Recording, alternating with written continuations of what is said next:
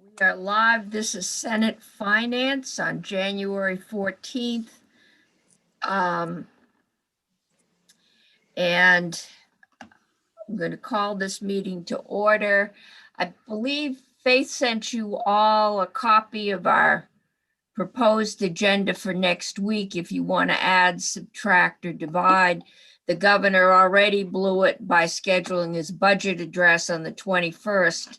As of yesterday, I heard it was the 26th, but we'll try and do something short beforehand. But that afternoon after that will be taken up, and then we'll probably have to readjust to have someone walk us through what was in the budget that might impact us. So today, Madam Chair, can I ask a quick question? Yes. Would you like us to email in ideas about what we might look at? For instance, something's come up in natural that's reminding me about finance, for instance. Yes. Okay. Yeah, I'll do that send by those email. over to me. And, if it's urgent, red flag it or something, Yep. like you need it, and we'll get it right on. Okay, thank And you. we'll keep moving. Okay, so we've had some changes in today's agenda, but Joyce Manchester is here. She's going to give us an update on unemployment insurance recipients. I'm sure we all remember all the calls. I was still getting some hard ones a couple weeks ago that hadn't been resolved since March, but overall, I think we got most of them resolved. So Joyce, the floor is yours. Thank you very much. For the record, I'm Joyce Manchester from the Joint Fiscal Office.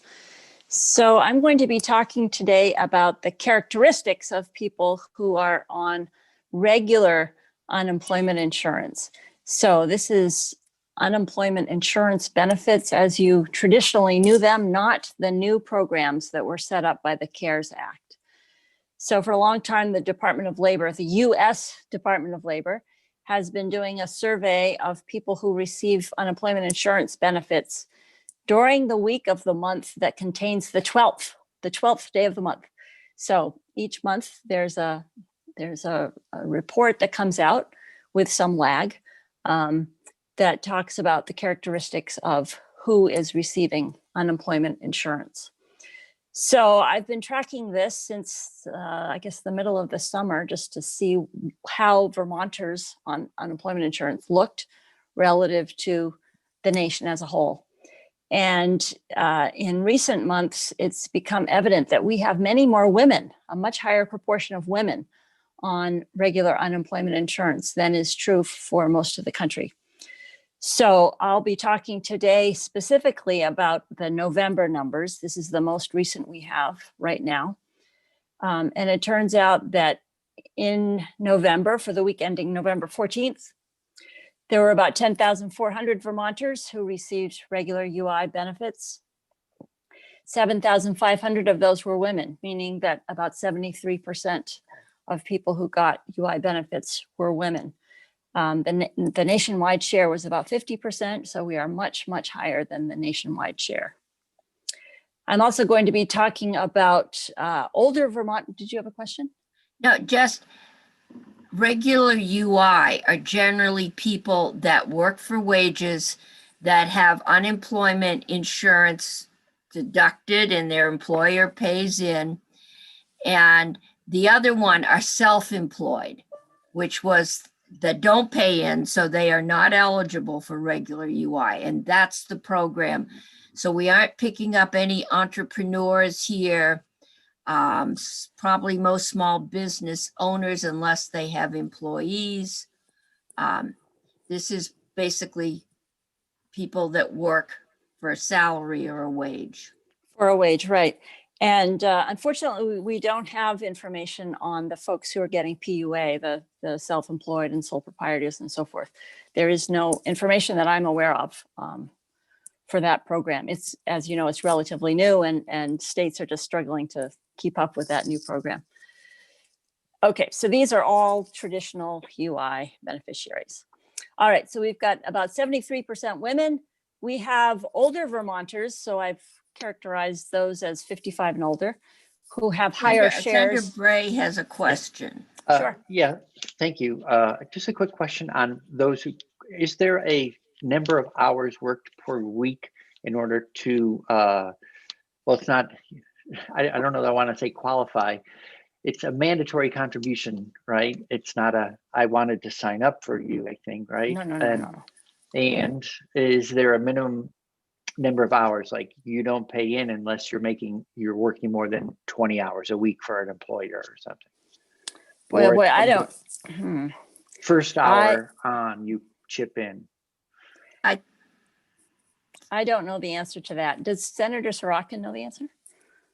He probably does. Senator Sirotkin, you're muted, Michael.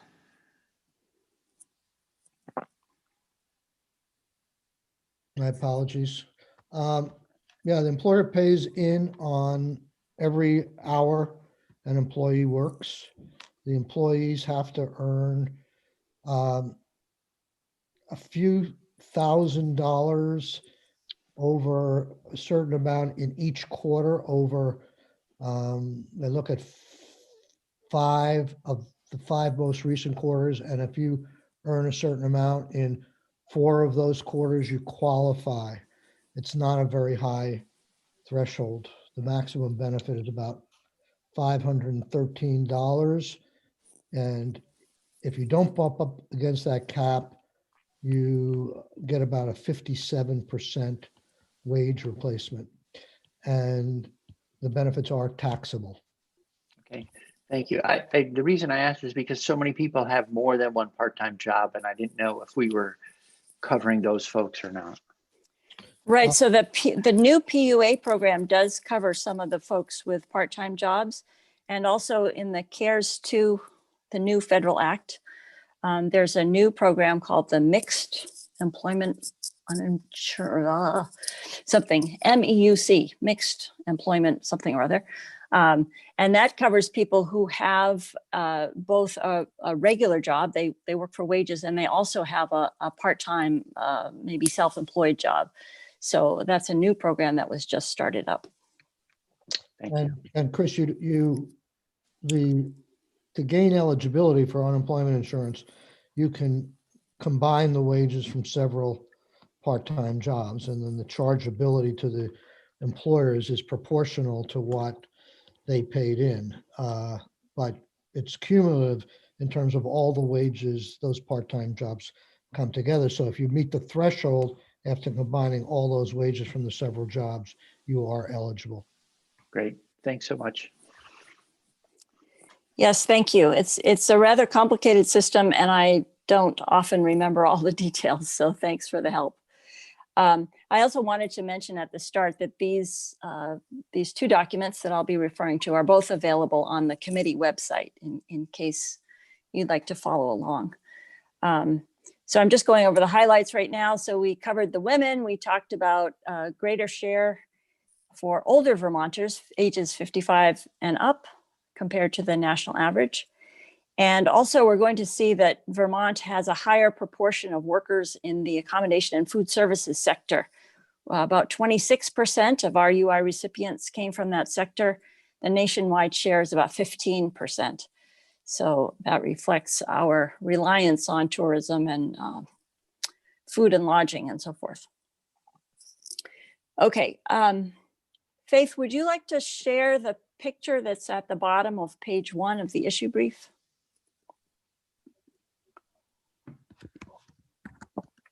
There we go. So here's the picture that shows the differences in the male share and the female share. And on this chart, the dark green bars represent Vermont, and the light blue bars represent the US average. So again, this is for the month of November. And you can see that women in Vermont were more than 70%, 73%. Men made up the other 27% in Vermont versus about 50-50 for the US as a whole.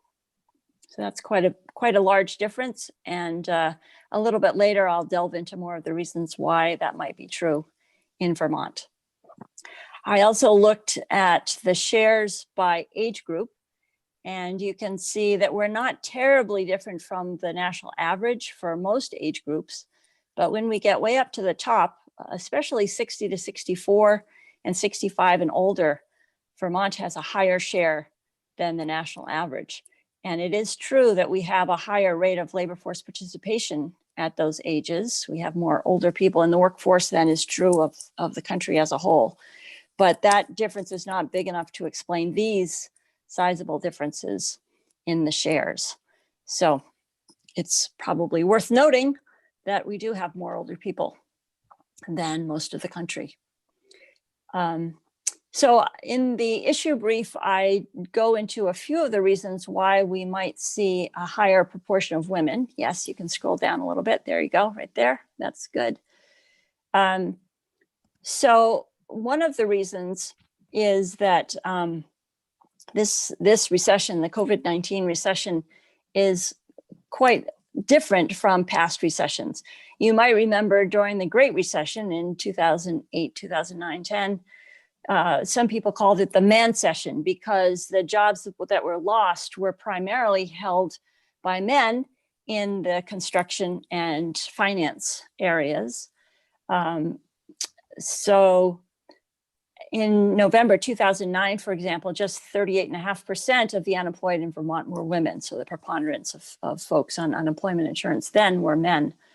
That's very different in this recession. Some people are calling it the she session, which is hard to say 3 times fast. But women are often employed in jobs that cannot be worked from home, such as the hospitality sector. And women may be caring for children or for older adults who may be at risk of suffering from COVID-19. So we have a number of possible explanations, but still it's notable that we have such a high proportion of women on the rolls. Let's see. I talk a little bit more about the older folks being a higher representation in Vermont than in the US. And then let's go down to the bottom of that page, Faith. And there's a table there. There we go. So this tries to look at the differences among sectors. And you can see here, accommodation and food services in Vermont, 26% of UI recipients, where in the US it's not quite 15%. We have a somewhat higher proportion of healthcare and social assistance workers, about 13% versus 10.5% nationwide, and a little bit higher proportion of social assistance, of educational services workers, about 5% versus 3.7% nationwide. Okay, so that's the issue brief that came out on January 6th. And I had a number of questions relating to the share of women on the rolls and also the industry breakdown. And so just this week, I put out an addendum to this issue brief. And if we could go to that, please. Here's the addendum. So I was trying to get a better understanding of the share of women on the UI rolls. And so if you could go to the next page, which has a big chart on it, please. Page 2, there we go. Yes, so this looks like a spaghetti graph, but it's really not that bad. If you first look at the solid lines, so we have a solid blue line running across the top that goes up and down and up and down. That's men, the share of men on UI. And in 2018, 2019, which I consider to be sort of normal years, you can see that the share of men peaked at about 75% in February of both 2018 and 2019. We'll see in just a few minutes that that's largely construction workers who are out of work in the deep winter. The share of men then drops down to less than 45% in the summer when construction is zooming. And conversely, we've got women who have a relatively low share in the winter. You can see down around 25%. And then that rises to be over 50%, 56, 7% during the summer. And many of those are unemployed in the hospitality sector, accommodations and food sector. So that's the Vermont situation. The national cyclical pattern looks similar, but it's less pronounced. So those are the dashed lines. So the blue dashed line is men in the US as a share of all UI recipients, and the dark red line that's dashed is women in the US. Okay, so 2018 and 2019 look pretty regular. And then we get to 2020. And remember, the COVID recession hit in March, and you can see that the lines go kerflooey at that point. So we've got a very sharp drop in men on unemployment in March into April of 2020, and a big sharp increase in women who are on unemployment. And the peak seems to have come so far in October of 2020, when just about 74% of UI recipients were women. So then you kind of ask, okay, so lots of women are on the program, where are they coming from? And that led me to the next chart, which is on page 3, please. So I wanted to look at the winter months versus the summer months in a sort of normal year to see where, maybe we can blow that up a little bit, make it a little bit larger. That's good. Oh, I see. You can't, it's hard to see the labels. Yeah, okay. So I wanted to look at the industries in the winter and the summer months. And you can see that sharp blue spike is for February of 2019. That sharp spike is coming from the construction industry. So lots of folks lose their jobs in the deep winter months. And then the orange bars refer to August.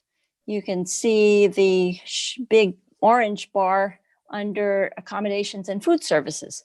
So again, these are people who are seeking work in the accommodation and food services sector in the summer, and they make up the largest share. Now, I should mention there's a note down at the bottom left there showing that the number of people who are on unemployment was about 5,000 in February of 2019 and about 3,000 in the summer. So there are fewer people on unemployment in the summer, generally speaking. Why? Sure. I can't see you, so just let me know. I'm sorry. Why is there a spike in accommodation and food services in the summer? Right. I was surprised at that also, especially given that we often hear that businesses are looking for workers and needing to find foreign workers and so forth in the summer. So I'm not quite sure about that, but it did show up in several years that in the summer, especially August, there was a bump. So, and again, this is the week that includes the 12th of the month. So it's not the end of the month when folks are going back to college and whatever. So I'm not sure, but it does show up in several years. And the other one is healthcare and social assistance. We have a huge labor shortage in that area, which makes you wonder is this self-reported where you're looking for work, or is it, I mean, I could be looking for work in a nursing home, but not have an LNA certificate. I believe this is based on where you have worked in the past, Okay. right? So it's the basis for your unemployment insurance benefits. That's interesting. Yes. I always thought, I know the construction bears this out, but I always thought the season, whenever we hear from the commissioner, they always talk about January and February being the high months for unemployment, seasonal layoffs. I'm just surprised to see in most of these categories, there seems to be more unemployment in the summer. Right. So remember, these are proportional shares. So it's the proportion of a much smaller number. So it's fewer people, even though it looks like a bigger, well, it is a bigger share of the total, but it's fewer people, right? Okay. And just to put things in perspective, the numbers that came out today say about 12,500 Vermonters are on regular unemployment insurance now, as of last week. Much higher numbers. Any other questions? Yes, please. Thank you. So I just wanted to make sure I understood what you said about share and the higher number. So if you add up all these little bars, do they add to 100%? Yes. Is that how this works? Okay. And Yes. so you're saying, although the share is higher, for instance, in accommodation and food services for August, it's of a smaller number, which is down to the bottom left. Yes. Okay. So 20% of 3,000 is what, 600 people? Right. Yes. Okay. Yep. Got it. Thank you.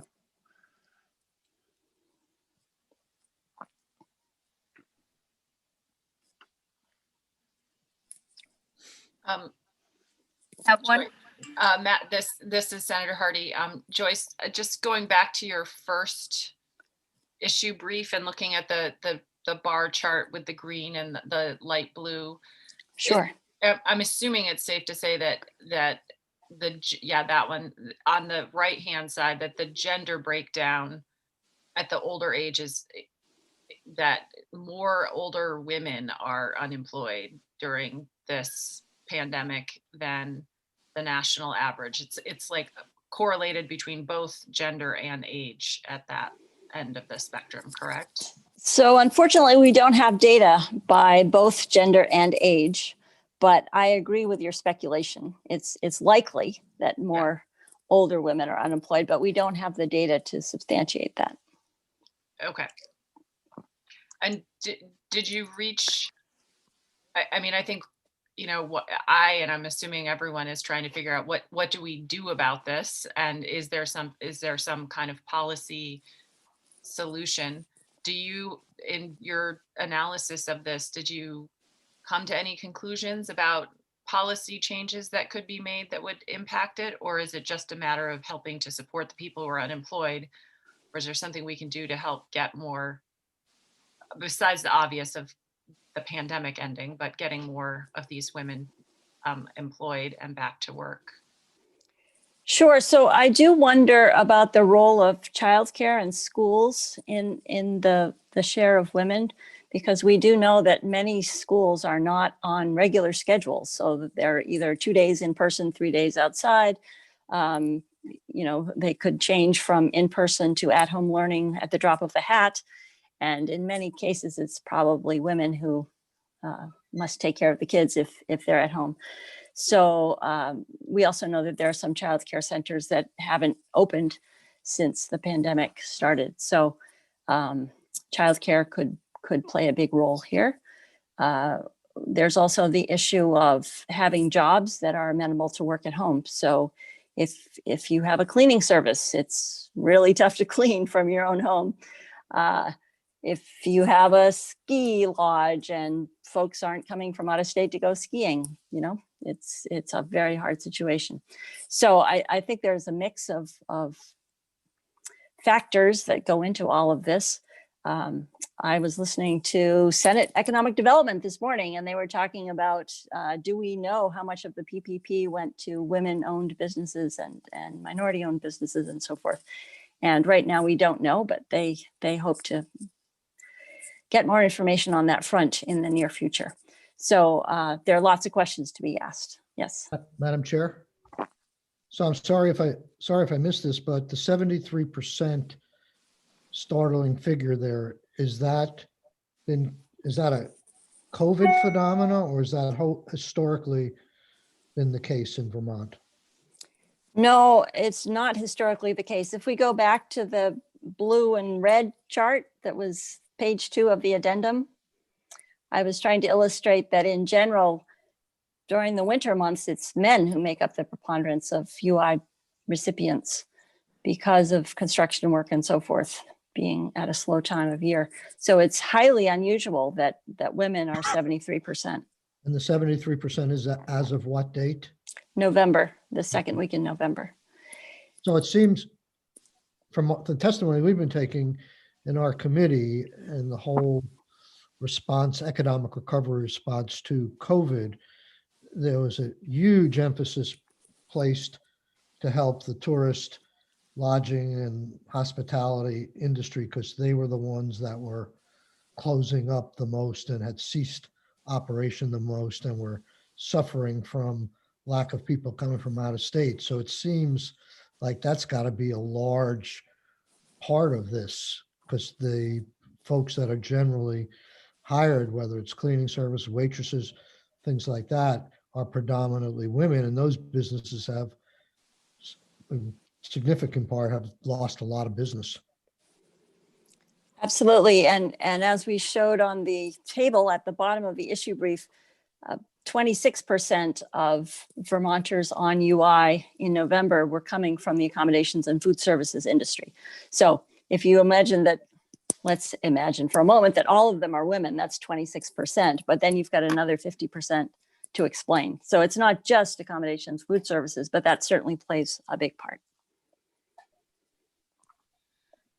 Joyce, could some of these be people that cut back on their hours because the kids were home from school 2 days a week? So I believe you can use UI, right, for reduced employment? Absolutely. Okay. Yeah. So, Yes. so that could be part of it.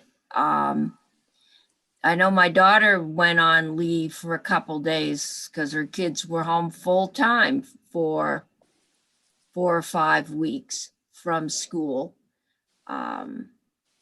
And somebody had to stay with them. So that could also be part. Absolutely. Yes. Senator Hardy. Yeah, thank you. Just thinking out loud about that point that you just made, Senator Cummings, and Joyce or Senator Sorokin might know this. We did change, did we not, or the feds did, allowing people to claim UI if they had to leave their job because of childcare reasons. Is that correct?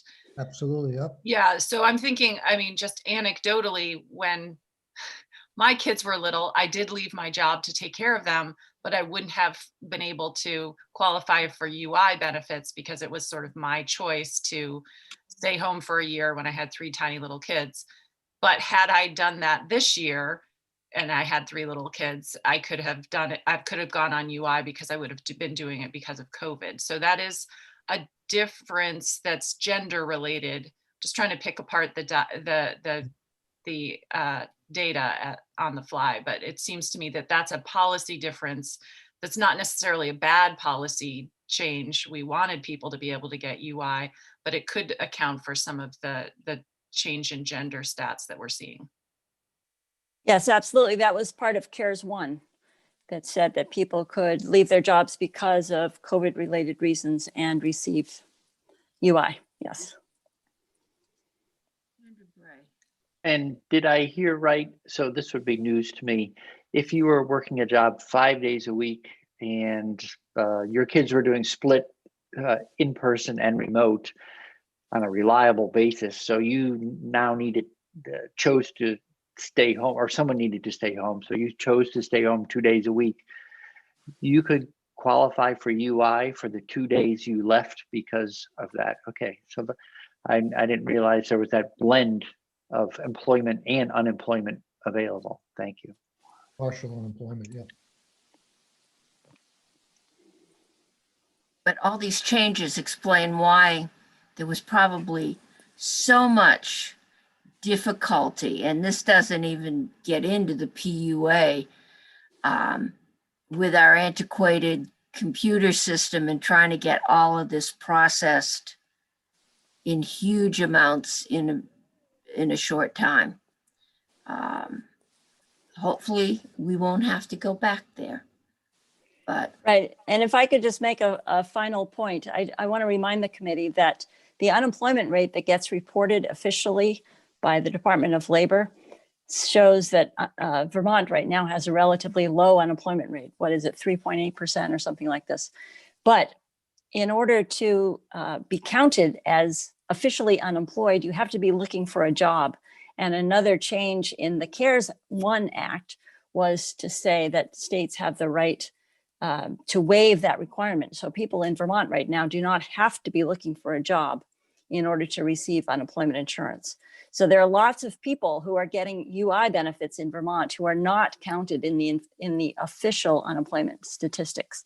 So just be aware of that when you hear the news and you hear that Vermont has a much lower unemployment rate than the country as a whole or than other states and so forth. So that's an important point. So can I follow up on that just to make sure I understand that one? You're saying that because Vermont waived that requirement, that could be fine and a good policy for us, but that when the feds do the math, for those who aren't seeking, they don't count them. So it artificially depresses the unemployment rate. That's correct. And it had real consequences for Vermont because our extended benefits were dropped, no longer allowed. First, we had a 20-week period of extended benefits, and that was dropped sometime in October because our unemployment rate fell enough to make us ineligible. And then we had 13 weeks of extended benefits until mid-December, I think, at which time, again, our unemployment rate had dropped further, making us ineligible for those 13 weeks of extended benefits. So it does have real consequences for benefits in the state. Back to what Senator Cummings was saying about the complexities and the unemployment insurance processing system at labor. I mean, Commissioner Harrington said something that really stuck with me, and that is that the system was designed to administer benefits, but to be as protective as possible against fraud. And so it has many, many gates that you have to get through. And they just, the gateways were getting in the way of trying to say yes to claims. And it was not an easy remodeling job. I don't know that they've actually truly remodeled their system. I think they've just applied so much blood, sweat, and tears to it that they've processed things, a lot of them by hand. The UI is set up on the assumption that you should be working and we will pay you enough to keep you from starving in the street. But the assumption is you should be looking for work and back to work as quickly as possible. So it doesn't work really well when the government shuts down a whole lot of businesses. And we don't want you to go to work. And, other than the 1918-17 flu epidemic, we have not been through this. I don't think we went through this with polio because it seemed to strike mostly children. So it's a new world. Any other questions for Joyce? Okay, seeing none. Thank you, Joyce. Thank you. And it'll be interesting to see when we start coming out of this, how those numbers change or if they change. Yes, absolutely. Something to watch. Okay, we've got Graham next. Graham, I see, there you are. Okay, and you've got some revenue numbers. Yeah, for the record, my name is Graham Campbell. I'm at the Joint Fiscal Office, and I'm here to give the committee a quick overview of how our revenues are doing relative to their August forecast. Keep in mind that a new forecast is going to be delivered on the consensus basis on Tuesday next week. So this is made more to provide the committee with a sense of how we're doing relative to August, but also maybe give you a sense of what direction the forecast will most likely go on Tuesday. So Faith, if you want to share the document that I sent, I can go from that if available.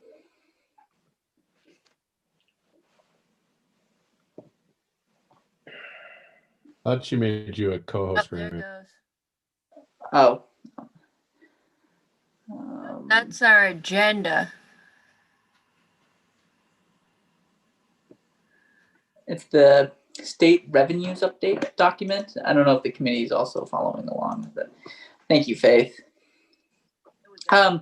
So by and large, it's a relatively good story relative to the August 2020 forecast. Across all three funds, total revenues for the first 6 months of the year are above their forecasted targets from August by $163.7 million.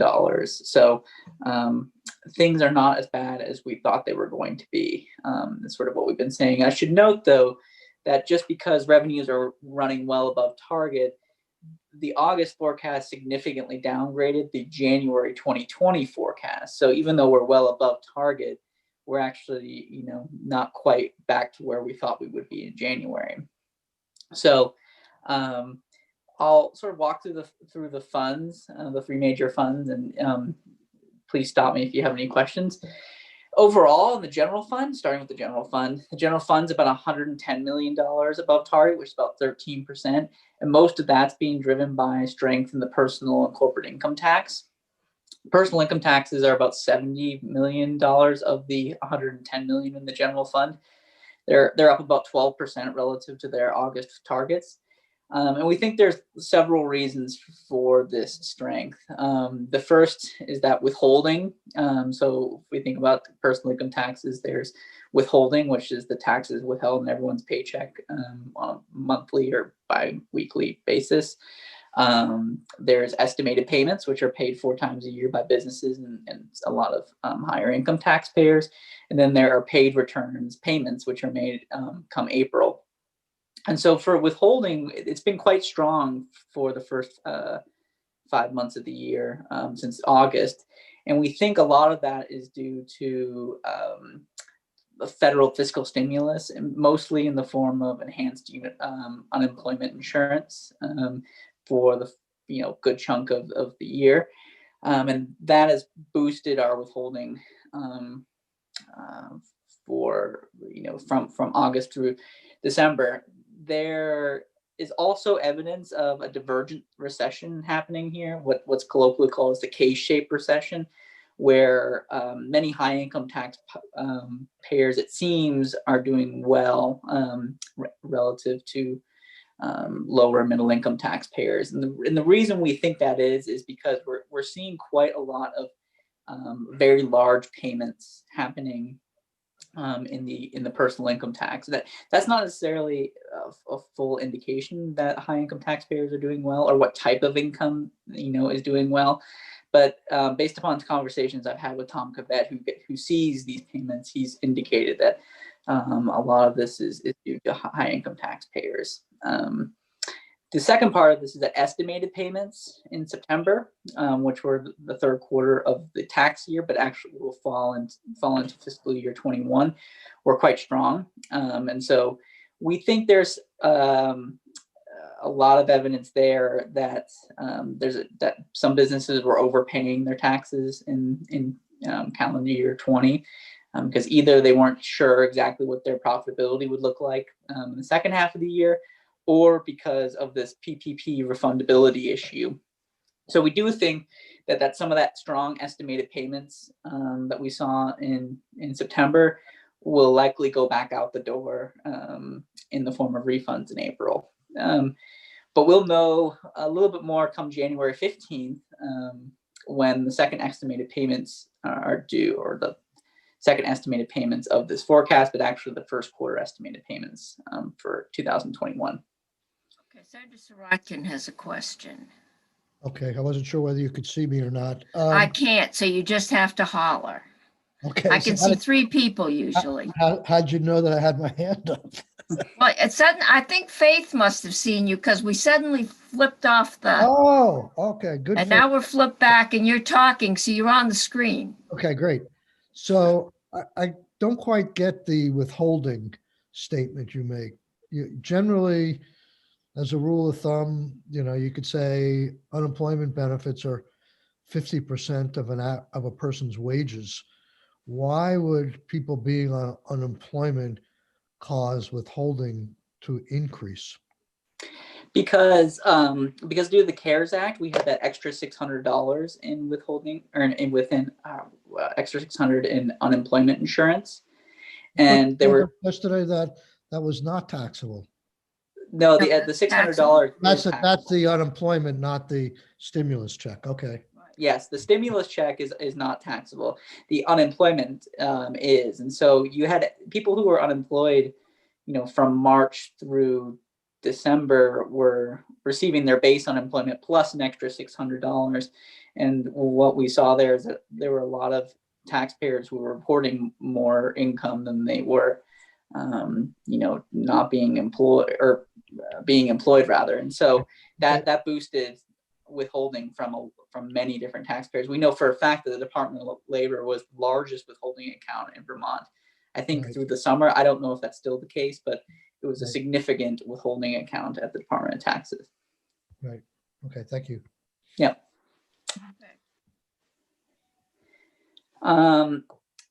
If there are any other questions, I'll move on to corporate income tax. Corporate income tax payments have also been strong. They're about $18 million above Forgot that target. button. Oh. I'm sorry. Yeah. I was trying to ask a question. I forgot to unmute. I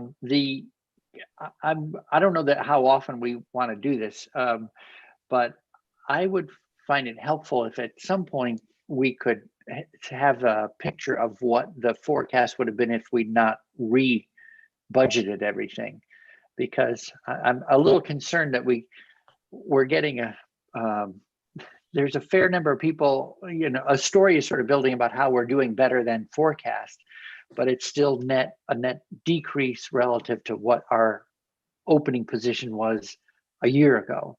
And since next year's budget would have built on last January's budget, it feels like we're going to be a little behind, and then we're going to be behinder still if the next budget were to build based on last January's a normal year.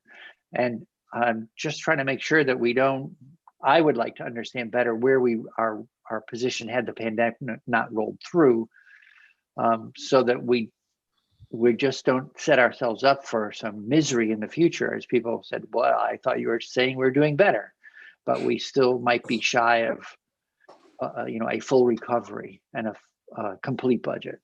That's an excellent point, Senator Bray. So I guess to put a little perspective on this, the January forecast for fiscal year 21, January 2020 fiscal year forecast for 21 was $180 million higher than the fiscal year 21 forecast made in August. So that represents the downgrade we're talking about in fiscal 21. And so our revenues in the general fund are $110 million above their target right now. And the economists will produce a new forecast that'll show it for the remaining part of the fiscal year. But I think that strikes to what you're sort of talking about here, and the fact that just because we're sitting well above forecast right now because of August doesn't mean they're not going to be budget pressures, and that revenues are well above what we need to support the government. And I see Steve here. Does he want to add anything? Yes, I think Steve, we've got a discussion with Steve. You what? Well, is this something you can cover in your discussion with us? Sure, I could wait and do it in discussion if you'd like. Okay, then we can perhaps have more in-depth discussion Can I leave about. Sure. Can I leave a second question? Because I'm afraid I'll forget it. And that is, I think the other piece I'm wondering about is the things that are happening in our economy now to help us recover and get closer to a full budget. How many of them are normal and sustainable parts of our economy versus injections of cash that are temporarily boosting us, but once they are no longer supplied to us by the federal government, we would have a fallback and again sort of a tougher climb than we might think. You know, behind the numbers, there's an economy to be running or not running at full speed to help that recovery be sustainable. So I'll park it there, but I didn't want to forget. And Chris, one of the reasons we're having Tom Cavett come in for an extended session with us next Wednesday, I believe, is because usually he just comes in and says, okay, this is the revenue forecast. This is what it was in July when we normally do it. This is what it was last January. And what I've had some members ask me to do is have him talk about winners, losers, sustainability, what we're going to have to do to cycle ourselves out of this economic hole that we're filling, or at least partially filling, and how, what we're going to have to do to get out of it and on our own steam eventually. Right, exactly. So I think Okay, that's thank you. going to be a big topic for him. But I think Steve can also talk about that. Yeah. Okay. Madam Chair, just to follow up on Chris's request that we maybe if JFO, Steve or Graham could do a table that shows the January 20 forecast, then the August 20 forecast, and then the January 21 forecast. So we can sort of see how it's changed to counteract that point that's being made that everything's rosy. I think in June there was a forecast. Okay, whatever, along the way. We had a lot of forecasts Yeah. last year. Because it just kept going down. So, I think we can probably get that. Yeah, that's something that our office is prepared, because we've been I tracking it as figured well. you did. Okay. So I guess I'll we'll keep moving here. Corporate tax revenues have been also strong this year. They're up $17.8 million relative to their August forecast. This one we're not fully sure about the strength or whether it's going to stick around.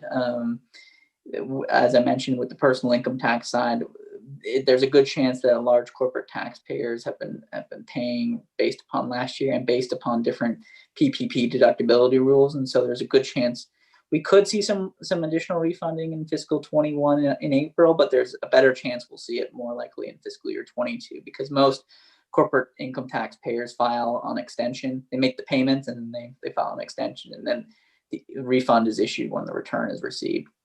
But that being said, many large corporations, online retailers, for example, durable goods retailers, so home improvement stores, have seen very strong revenue growth during the pandemic. So there is a good chance that, these very large corporations doing very well will offset any potential drop in profitability amongst other corporations. Right, and for a couple of years, we were getting unknown large payments, and the thought was that they were part of the tax bill that did repatriation. Are we still seeing those, or is that a question for probably Tom Cavett? It's a very good question. We were receiving a lot of payments in fiscal 18, 19, some in 20. My last conversation with Tom Cavett on this subject, he told us that there may be some coming through, but not very much. That looks like that sort of large payment window is sort of closed at this point. So most of the strength we're seeing in corporate income tax, we don't think is due to repatriation. But we haven't seen any major requests for refunds, which was the other concern. We weren't quite sure where it came from, and we were kind of concerned they might, once they looked at their books, decide they'd like it back. So that hasn't come about either. Not from what I've heard from Tom Cavett. You can ask him again when he comes in. We know that corporate income tax estimated payments this year have been strong. They've been strong everywhere across the country. But there is also a consensus amongst revenue people like myself and the tax department folks that there's a good chunk of that's going to get refunded whenever the returns are filed. So elsewhere in the fund, meals and Sorry. Bray has a question. Yeah, I'm just trying to keep track from our conversation yesterday. When you're saying refunded, is this because the grants from the government were treated as non-taxable, but then they're also deducting them as expenses? And then we had a conversation around the deductibility of those grants as a legitimate expense. It does seem odd to be given the money and then treat it as a cost that you deduct from your profitability statement. Yeah, that's one reason why we think corporate refunds will be higher, because we think that the IRS issued guidance in the summer that said that you could not deduct with these, but then Congress went, sort of preempted that, or not preempted, went over top of it and said, yes, they will be deductible. So you probably had a lot of corporations and personal income tax business payers through the personal income tax pass-throughs who were operating on the assumption that they wouldn't be able to deduct these. And so their tax payments for estimated payments were higher in September. And so once the law changed in December, these firms will have seen that they had overpaid their taxes. And so yeah, sorry. But I thought in yesterday's discussion, we also left open the door that Vermont would decouple from that federal policy and choose not to, what seems, a little bit like double dipping. Vermont could absolutely do that. That's something within the legislative powers to do. But absent that provision, Right. Okay. It's very difficult to predict how corporations and businesses are, behaving for tax purposes. And so we think that the general consensus among the tax community is that corporations and personal income tax business payers, they overpaid in September because they were assuming that these expenses would not be deductible. And furthermore, there was just a lot of uncertainty on the parts of businesses. So they were just saying, who knows what our profitability is going to be like in the second half of the year. We might as well just pay our tax as we had been paying it. And just, steady as she goes. And then in the event that the pandemic really hurts their profitability, then we're looking at excess refunds or additional refunds there. So I think those two factors are probably leaning towards more refunds. And I think Tom Conveck can speak a little bit more about that, about how they've incorporated that into their forecast. Thank you. Madam Chair, could I ask a question? Yes, my Graham, voice range. Graham, I think it shows up in personal income tax, but during the ups and downs of the pandemic, we've had the amazing dynamic of the stock market setting records over and over. So do we see capital gains in personal income, or do we kind of have to wait till year's end for that data, or what? Anything you can tell us about that? Yeah, that's a very good question. We don't know for a fact that whether capital gains are very strong right now. We won't know until the tax forms are filed in April when people report how much capital gains they have. That being said, we know that a lot of high income taxpayers who have traditionally been higher income taxpayers in Vermont have reported large payments this year. And so the question is, well, what could be causing those large payments? Absent the data we will get in April. And one of the classic examples is capital gains. We know that the stock market's been very good, and that's usually a good predictor of capital gains. Capital gains have been very strong for the past 2 tax years, and there's nothing in this year that has seemed to indicate that they'd be significantly lower. So we have sort of hints that a lot of this strength is due to capital gains, and that capital gains will be strong but we don't know 100% for sure that that's the case. Thanks. Any other questions? Okay, Yeah, yes, okay, is that Senator McDonald? the last time we had kind of a seismic shift in tax policy was about 2 years ago when the Trump tax cuts were put in the lame duck session of 18, and the administration was quick to move to try and balance those out and see that they didn't disrupt Vermont's revenues and to try to keep things revenue neutral. Have we heard anything from the administration that they're prepared to do something similar this year? I have not heard anything from the administration on any major tax proposals this year, but I think the governor's budget address will speak to any of those. I have not heard of anything yet. No, Senator. Thank you. Any other questions? Okay. Graham, I think we Yeah. can proceed. So elsewhere in the general fund, meals and rooms taxes have been largely on target for the year, although they are considerably lower than what they were in the January forecast relative to what they are in the August forecast. I'm trying to quickly pull up the number here, but it's at least $30-40 million less in the August forecast than it was in the January forecast. So even though we're on target, this speaks to Senator Bray's point. Even though we're on target, doesn't mean that we're doing well. So there's Just that. forecasted well. Exactly right. The forecast has done well, but it's not as in any normal circumstances we would say that's a terrible year for meals and rooms taxes.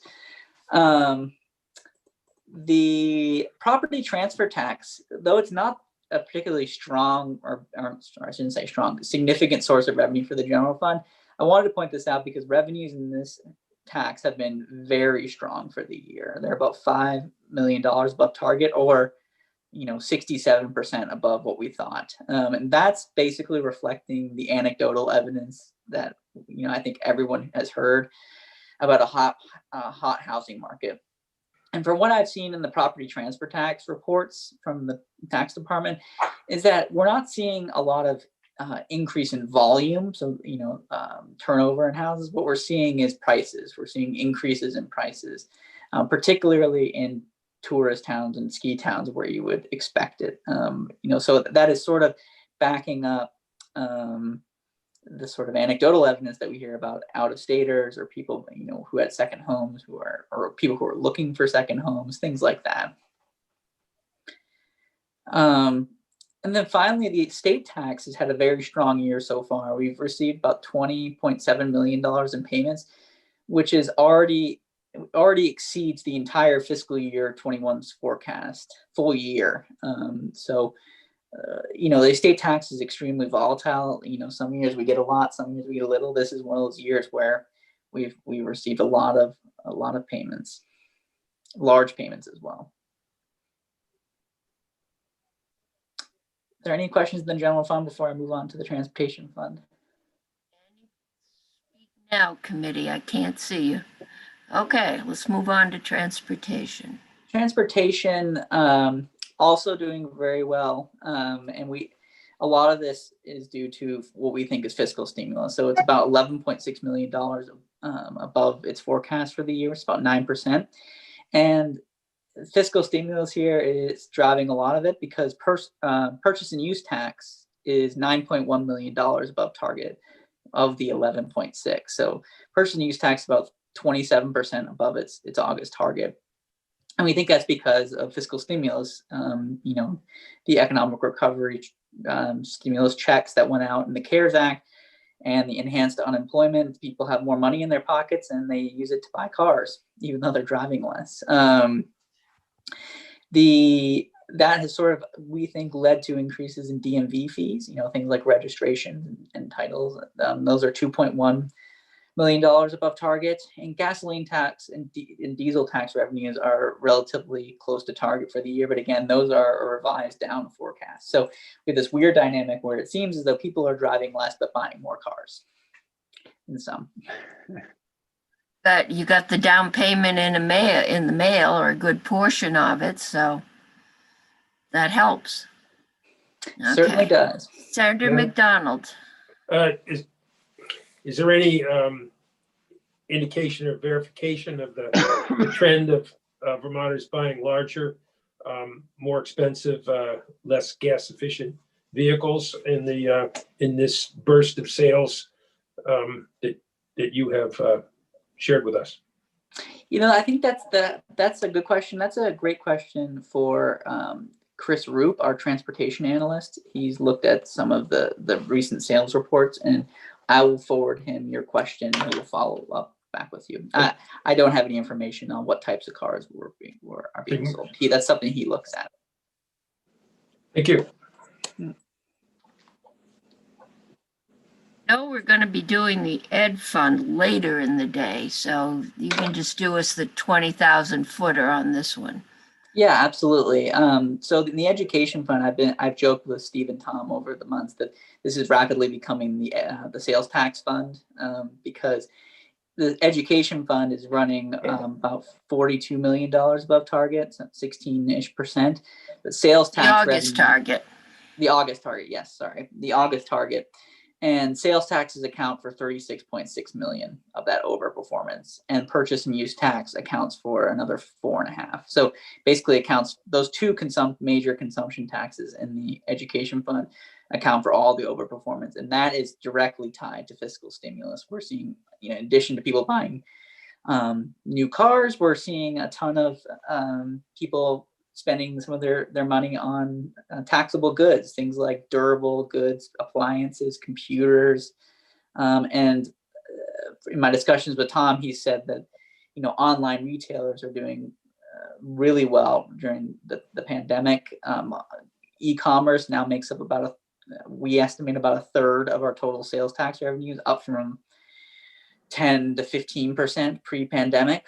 So we're seeing a huge shift in how people buy, goods this year. So I said to the Ways and Means Committee when I presented this a few days ago, it's a very good thing that the legislature passed the marketplace bill a couple of years ago, or else we would be missing out on a significant number of these sales. There are states around the country that had not passed marketplace bills, and have since scrambled to sort of get in on that because their sales tax revenues have decreased significantly because they are not capturing as many online sales as they could.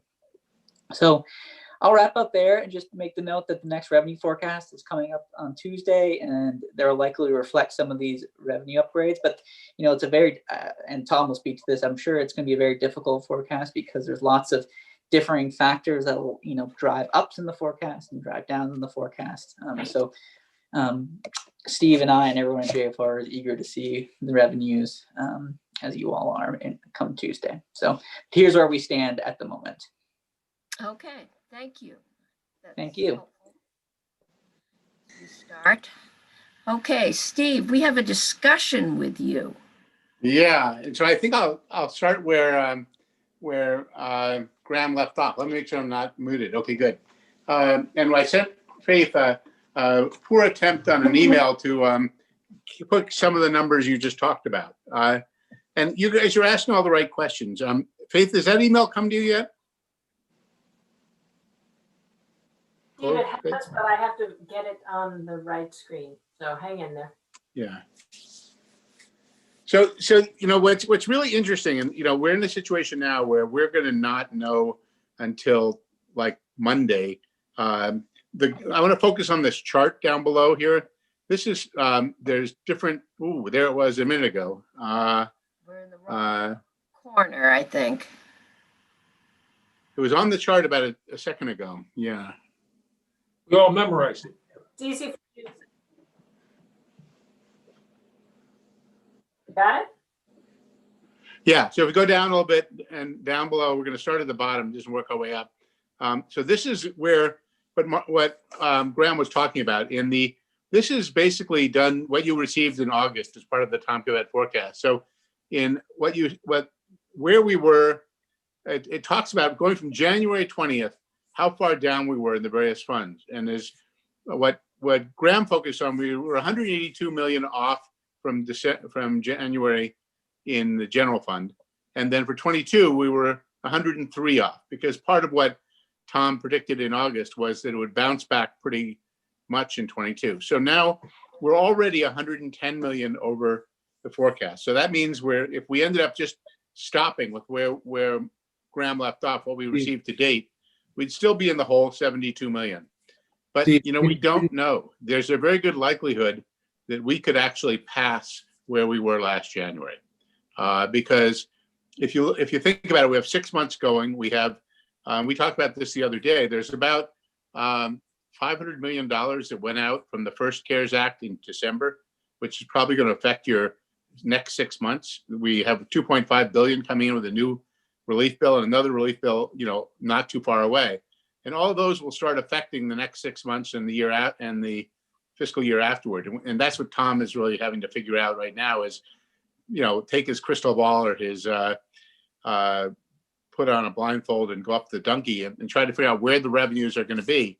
But we are really looking at, it's not out of the realm that in the general fund and actually in the education fund too, we could be at or above where we were in January. So the issue for the administration is, just to give you a sense of this, they're building a budget and they had to pretty much guess on where revenues would be.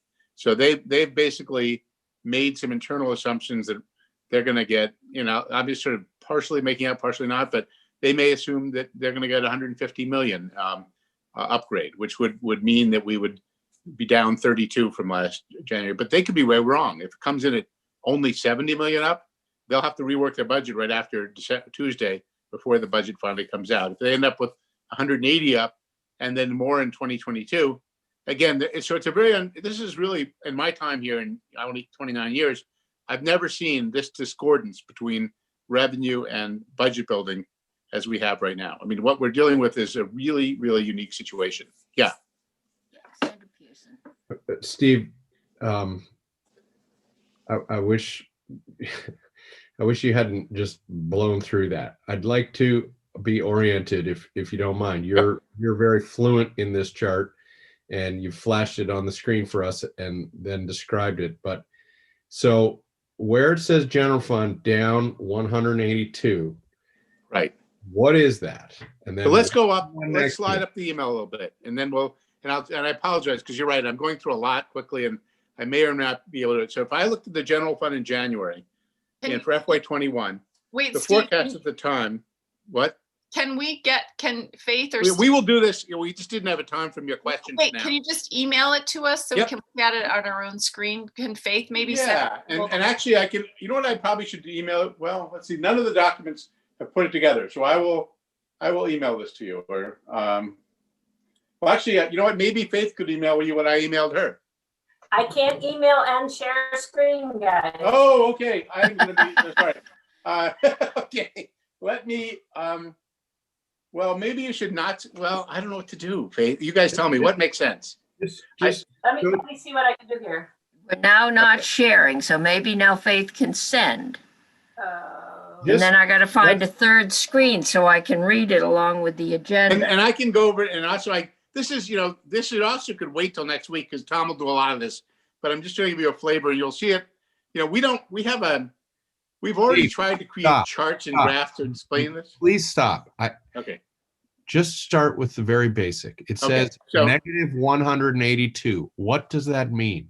So what that means is if you go to this email again. I sent it to you guys.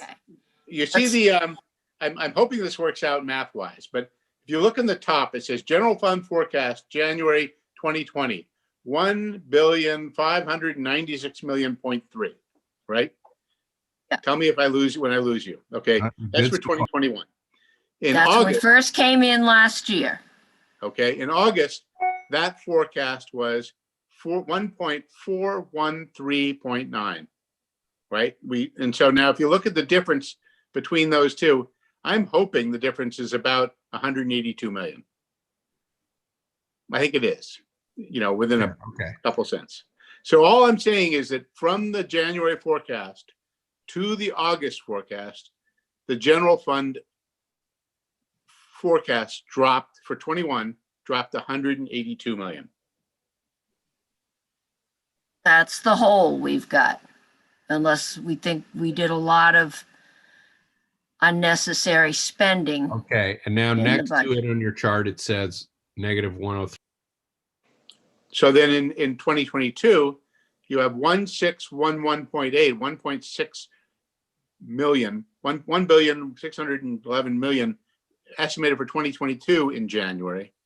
And the new number in August was 1508, which is about $103 million drop between the January projection for 2022 and the August projection for 2022. So tell me when So in January a year ago, we thought we were going to be down. No, in January a year ago, we thought we were going to have, these are just, so we thought we were going to have. Sorry. I think I get that. Okay.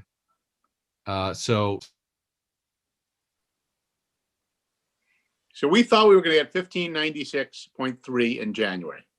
Then the pandemic happened. And now in August, we thought we were going to get 1413.9, 182 million less.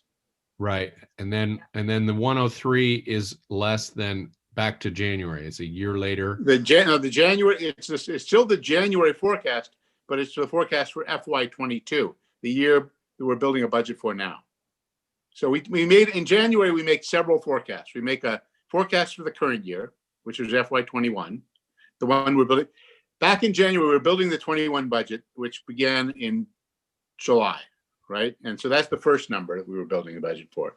We also forecasted the year out, FY22. And we actually forecast 23 and 24. We do a 5-year forecast. And so the only one that really mattered in January was FY21, because we were building a budget for 21 at that time. In August, we lowered that forecast for 21. We had actually, and you're right, there were many interim forecasts we did, which were even lower still. But by August, the number was still down $182 million from what we thought we had for 21. And that's what we used to build the final budget for FY21. Wasn't there a big bump because a lot of the tax receipts were received in July as opposed to April? Yeah, and so that is actually there. And one of the things, and this is something we should do next, and maybe have you go over, is the balance sheet, because there's two things. There's what the raw revenue forecast is how much revenue we expect. And then we have a lot of changes that happen in the balance sheet where we actually borrowed money to close FY20, and we had to pay that back. And we had money in FY20 that came in FY21. All of that happens outside of these numbers. That's sort of in trying to get the balance sheet to work to build the bill, we had ups and downs, and that's in the operating statement that we could go over that. They gave permission to do that borrowing. Yeah. So this is just to give you a sense on the purely economic, in Tom's world, what we assumed would come in 21 and what in 22. And that doesn't, well, you're raising a really good points, but they're not reflected in this sort of set of numbers. Okay. So on the chart, when we say 182 million down, that was just how much in the year we were building, in this current year, the one we're in now, because we built the budget in September, how much less we had than we thought we would have in this fiscal year. And what we're about to do is build, and for 21, that's the year we're starting to worry about now, because it's the next fiscal year we're building a budget for. In August, we thought we would be down 103 million. Madam Chair. From what we thought in January. Okay. And we'll get more detail. I'm hearing a voice. I'm not Yeah. sure whoever has a question, go. Steve, you have described us basically on a roller coaster, and you were right. And well, I applaud you for having a piece of paper and trying to write while you're on a roller coaster, as the papers are being blown out of your hand and you don't know whether you're going up or down.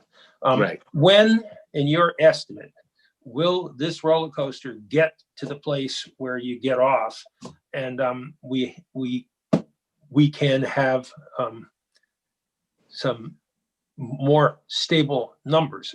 I recall that in 2009 we were on a sort of a different roller coaster with the big, and one of the, about this time during the year, we decided at town meeting day to take 2 weeks off so that we would give this roller coaster a chance to get to a more stable number, and not to put ourselves in the position of making decisions when we didn't know where we were going to end up. Do you have any estimate, forecast, or whatever when we might be in a position to make some decisions when things have settled out a little bit, or will the roller coaster go right through the summertime? Yeah. So here's the thing: the roller coaster.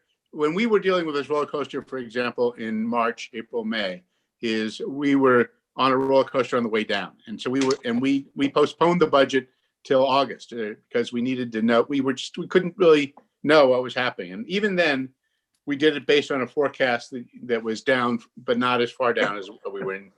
So that was the first thing. Now we're on a different part of the roller coaster. We're on the part where we're starting to go up. And so the problem is that you're going to see on Tuesday, these numbers where this says negative 182, I would be surprised if that isn't pretty close to where we were last. We may make up most of that. So I'm going to get to your question in a minute.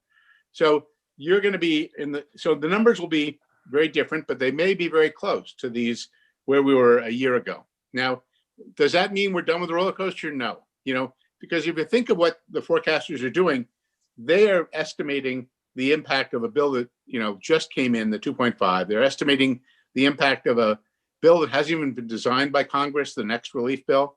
They're impacting the impact of this PPP money, which we're just starting to figure out what's going on.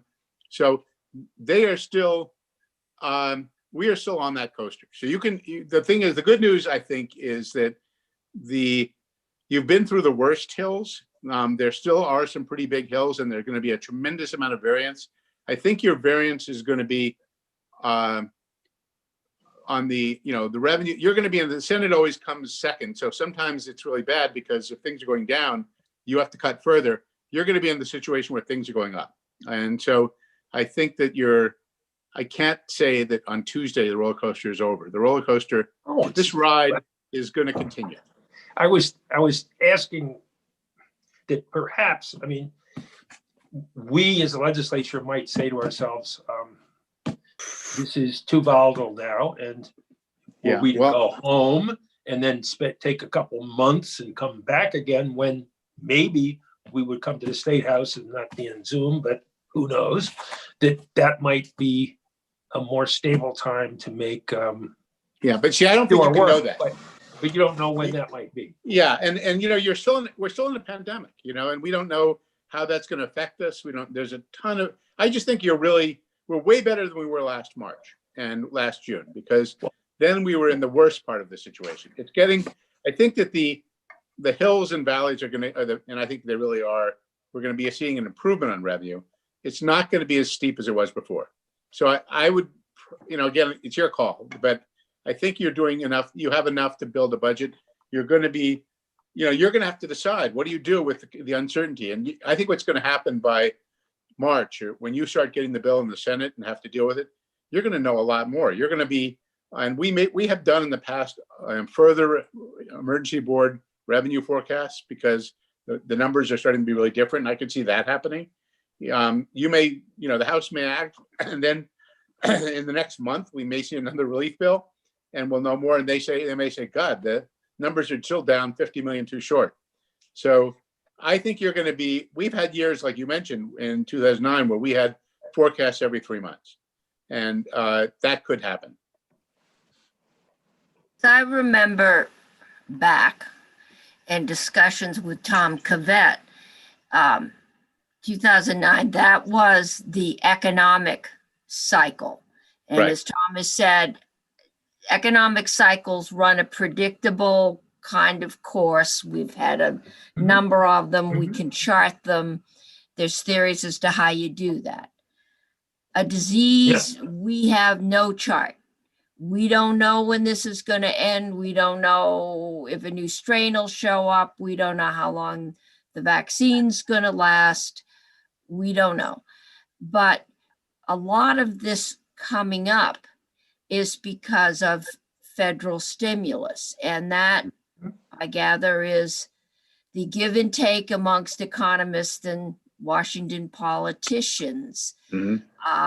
How comfortable you are with deficit spending, and if I'm remembering correctly, we started out, we did a lot of telecom in those days with the Recovery Act, and we got a whole lot of stimulus.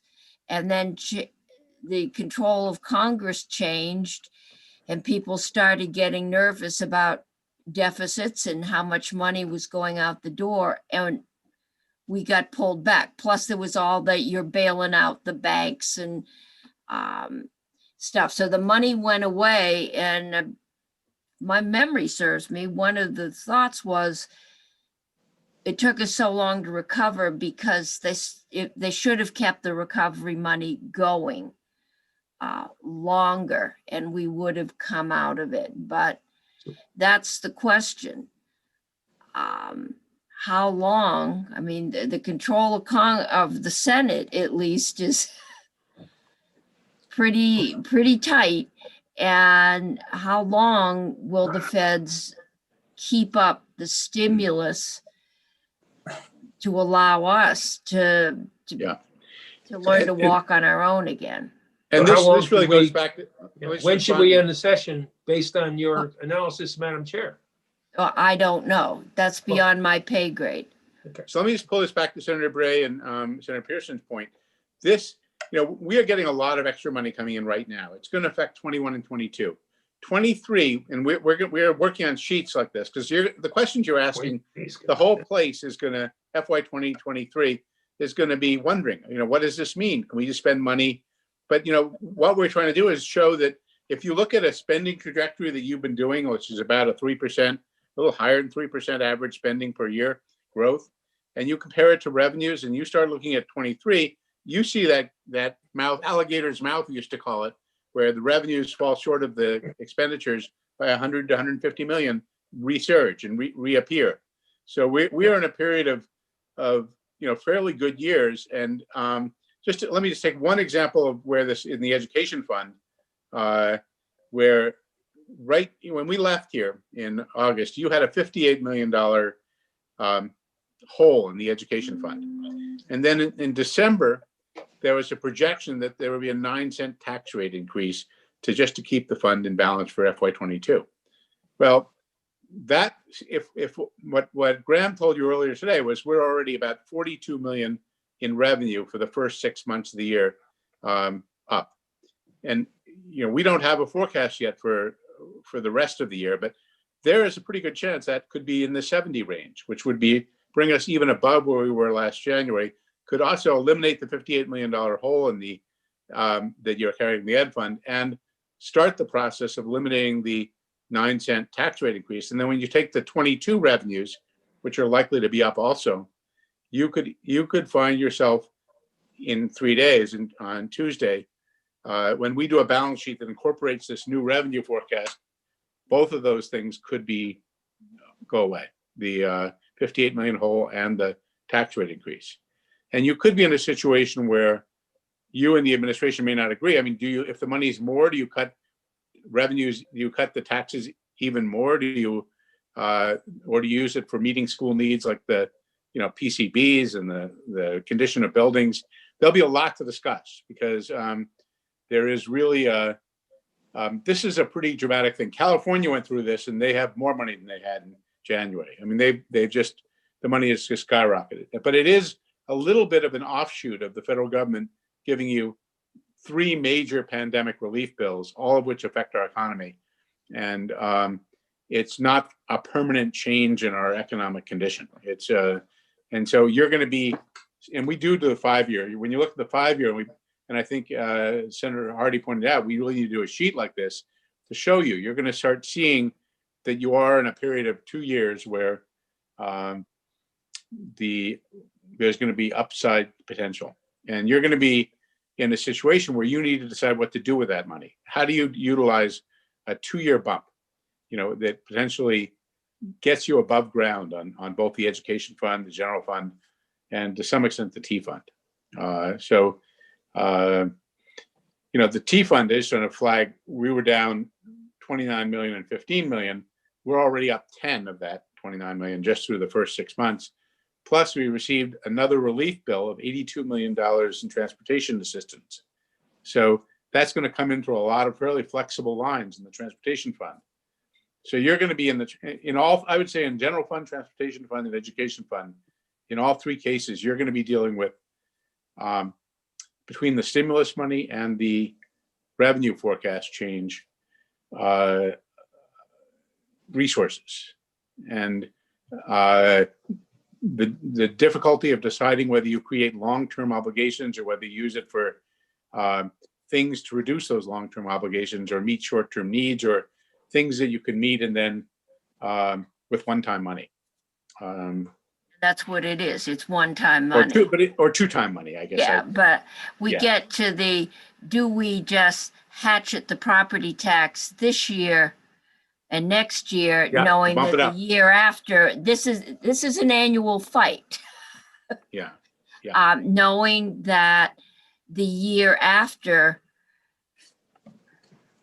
all the school money, is going away because the schools are getting a lot of money, as we heard yesterday. That's going away. We know we're going to have a lot of, mental health and just catch up needs educationally. So you can anticipate school budgets might go up. And do we reserve some of that money or capacity? And then people get very upset, but we've done that a lot.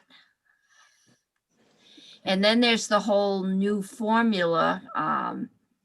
As soon as that, from the tax study folks, that we're going to be looking at. So it'll be an interesting year. Sandra Bray. Sandra Bray, you're muted. I'm thinking back to Steve, the upper half of your chart. So if I treat the FY21 back in January, a year ago, as the upper left box, and then I go down below it, there's the hit we saw coming in the summer. And then if I go to the right, then it bumps up 6.7%. I'm just trying to figure out where were you saying at that point, I don't know how we had a 6.7% projected FY22 budget, because we usually do a much smaller increase than that. Well, but these are the that revenue. Okay. And then, right. Okay. So revenues. And then that, if I go back up to, it's 103 million less than where we would have been had we never gone through the pandemic experience. So that's the part where it makes me concerned about, and that's only a 1% increase over the prior January, right? Top left to top right. So we were thinking a year ago in January, the projection for 22 over 21 was 1%. And what happened was, at this point in August, when they were thinking about it, they said, wow, we're going to be really hurting for the first part of, we're going to be hurting in 21, but since we're going so low in 21, by 22 over the new 21 will be 6.7%. What you're going to see is if what we, and this is, I have to tell you, the hardest thing about it is it really goes to Senator McDonald's description, because I had a conversation yesterday with the two forecasters, or in different ways, the Tom and Jeff, and they were they're early in their process of coming to a consensus number, and the differences were stunning. I mean, there is because all the models that you tend to use data that's sort of relatively old, and all the things we're seeing now that are going to shape it are things that are happening today. So they're really trying to marry this. So you're going to see, I wouldn't pay attention to the growth rates. I guess what I think is going to happen is you're going to see a real robust increase to 21 and a pretty good increase to 22. And then you're going to see, if you look at and what they also submitted as an appendix of their document, and when you're talking to them, have a chance to look at the appendix where they can look at 23, 24, and 25. You're going to start seeing, while there may be this huge growth rate, like you might see really amazing numbers in 21, instead of maybe to 6% or maybe 22, even more, or a similar high. But then you're going to start seeing the 1% roll around, where the growth rate, or even less, could be a negative. And so what you're really dealing with, if you have a 3% annual increase, you could have 2 years where you have plenty of money to meet your general fund needs and your ed fund needs. But in those out years, you're going to be in the situation where revenues are not going to keep pace with spending. Yeah.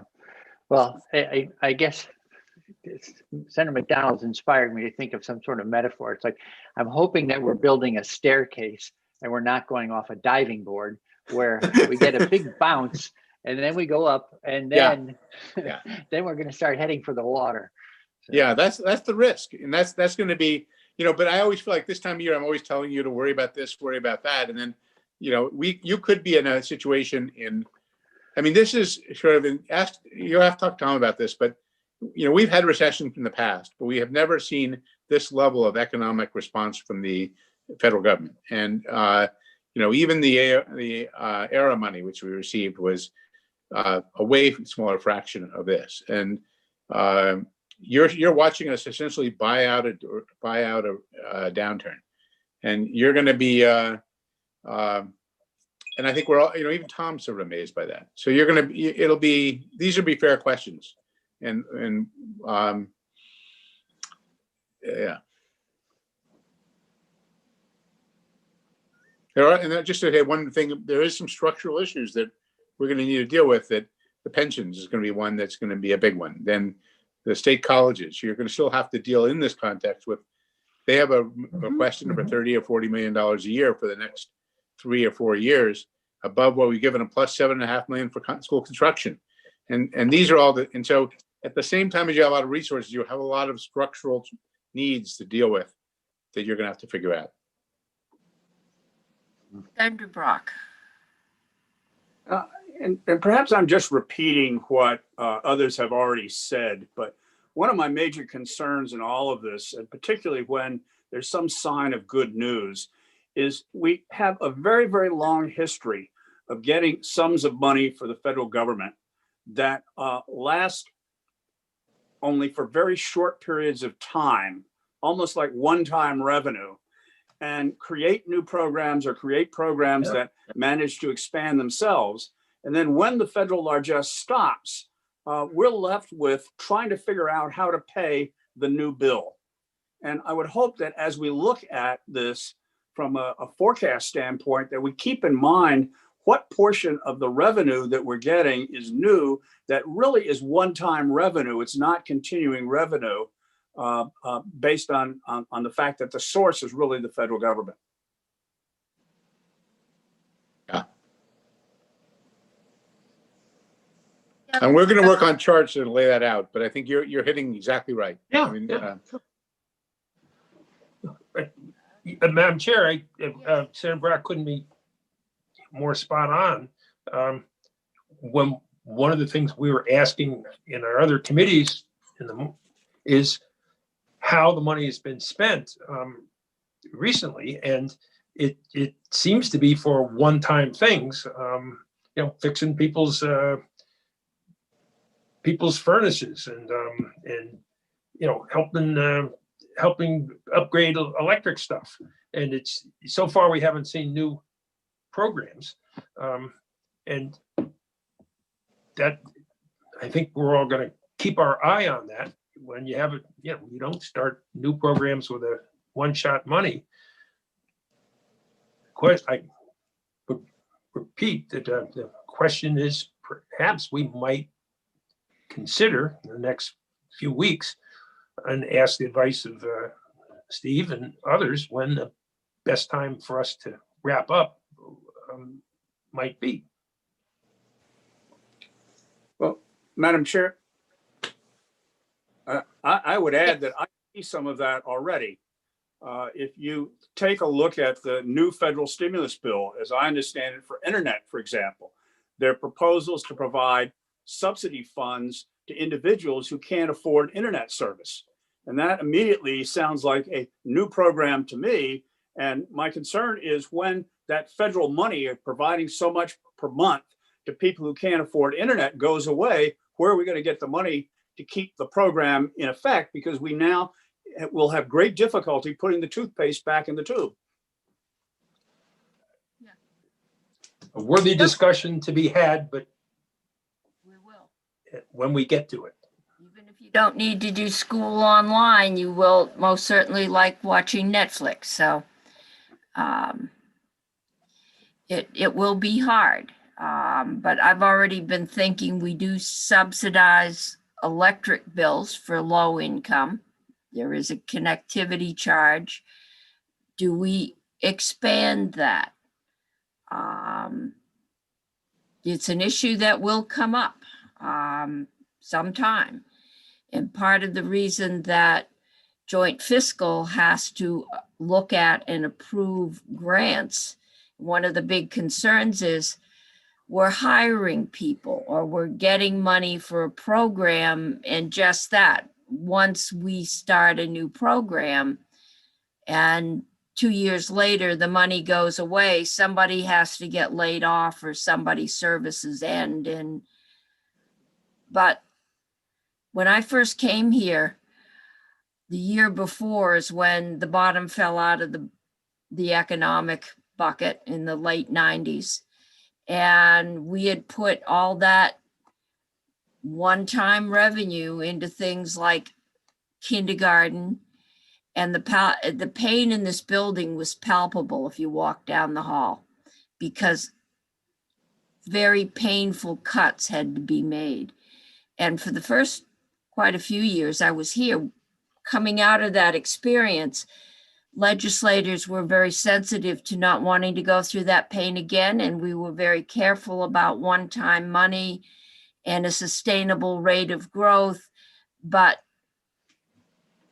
we've moved away from that pain. And it's, I think, not always good to not remember when really painful cuts had to be made. Big Bird comes to mind, and the former chair of appropriations has said she will never again cut Big Bird, because Big Bird was on TV telling the kids to tell their parents to call the legislature. It was painful. Said Hardy. Thank you, Madam Chair. It seems to me like we're getting a little bit putting the cart before the horse, because we don't actually have the official estimates, and Steve is making an educated guess, but it's still just a guess. So Yeah. I think we may want to hold off on talking about the pain or the pleasure before we know the numbers. And I think someone alluded or mentioned that there are a lot of one-time things that we certainly could invest in, like school construction or broadband expansion, the sort of nuts and bolts and brick and mortar kind of things that we could invest in that would do a lot for our long term, and the state colleges, as Steve mentioned. So I guess I don't want to get ahead of ourselves before we know the actual numbers. I think the cautionary tale is those numbers are not, in all probability, not going to continue for more than a year or two. So be cautious about if we pump all that money in and just lower property taxes in 2 or 3 years. I think we built Springfield Prison on one-time money, didn't we, Steve? Yeah, I think we did. Yeah. And I think which you're is all a- right. I mean, you're going to know more on Tuesday. I'm just noticing that Phil Scott just signed a executive order to modernize the unified select state operations. So you're going to be it's sort of the cart and the horse situation here. We are going to see the administration start acting a little bit like this in the next few I'll send this over to you because it just came out now. Right. People are sort of starting to react to the possibility here. Yeah, I just got a thing saying that the Commissioner of Education had recommended a 3-cent decrease in the property tax, which would put this at, I'm saying, really? That may be a budget building memo that went out, but he didn't say anything to us about that yesterday, so. See, the interesting thing is because, and this is one of the concerns I have, and I don't, again, you have this revenue coming into the ed fund, and you also have the ESSER money coming in, which could be used for those long-term needs, the school construction and things like this, but it could also be used to reduce property taxes. So you're gonna, as you said, this is sort of what the legislature and the executive have to go back and forth on a lot, is sort of what's the right thing to do with money? Yep. Right. Yeah, not a Yeah, they- place we haven't been before. The numbers may just be bigger. The other Okay, thing I I'm learned, gonna try and get you a break. Okay, I think we got a 5-minute break this morning out of health and welfare. And all it of was a 5 minutes? long session. Really was. Um, Can you beat that? Can you give us a longer break, Ann? Yes, I think we've got 15 minutes in here, but I'd say take at least 15 and maybe, I don't know what the Commissioner of Taxes schedule is, so I can't guarantee more, that he's available for any amount of time, but be back maybe 3:35. And Faith, we can put that up. Oh, this is weird.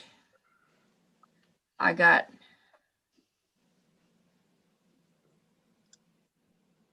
Some of each going on here.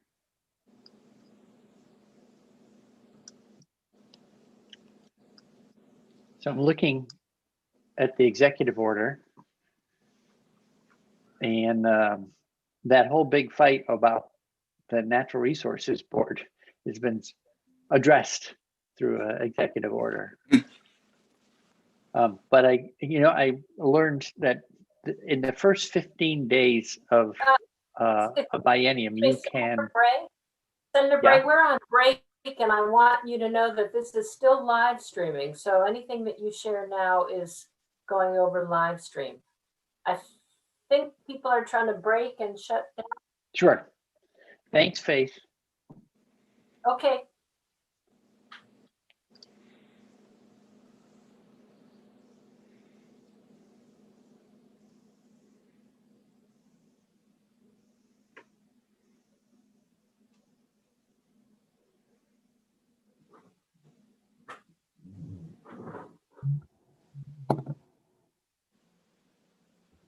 Faith, I think I'm leaving now, right? Bye-bye. Yes, Steve. Thank you. So long. Thank you, Steve. Thank you.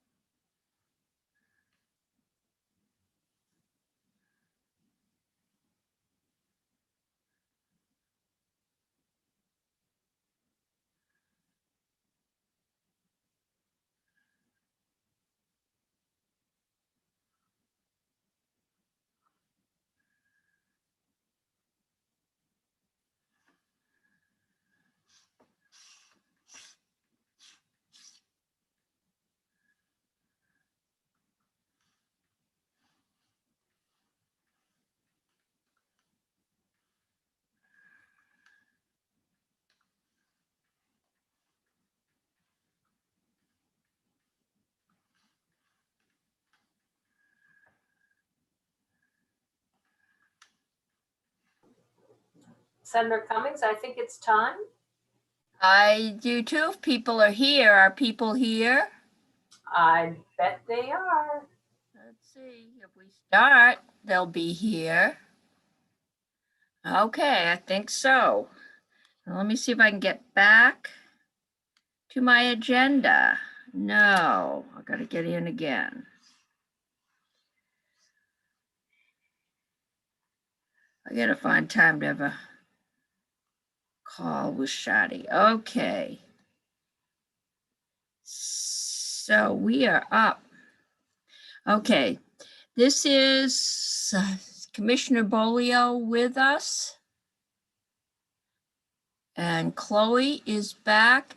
And I think this was just, Commissioner, if you're there you are, to go over what the elements or what went into, what was in the letter that went out to school boards on November 1st.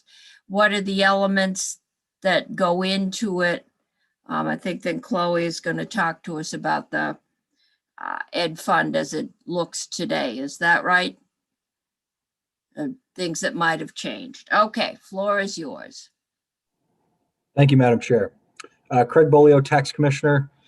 Yeah, I'll just talk for a few minutes about some of the key highlights that I think are in the letter from my perspective. And I think Chloe's also able to walk through some of the deeper numbers as needed. So a reminder, the December 1 letter is a statutory requirement for my office by December 1st of each year to publish a letter that, using the best info at the time, attempts to forecast the property yield, income yield, and then the non-homestead rate and the corresponding homestead tax rates. And the parameters involved are also prescribed in statute. So, every year there's a lot of uncertainty with this letter, right? Because of the timing of when it happens and the fact that it's a forecast, and forecasts can always be off.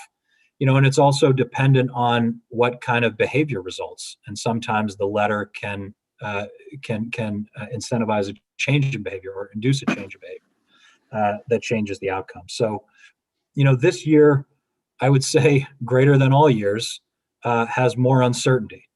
And that is a common theme with the COVID-19 pandemic. Overall, the letter forecasts a scary number, a 9.5-cent increase on the average homestead rate, a 10-cent increase on the non-homestead rate. That would ultimately, when compared with property value increases, would result in about a 9% on average property tax increase.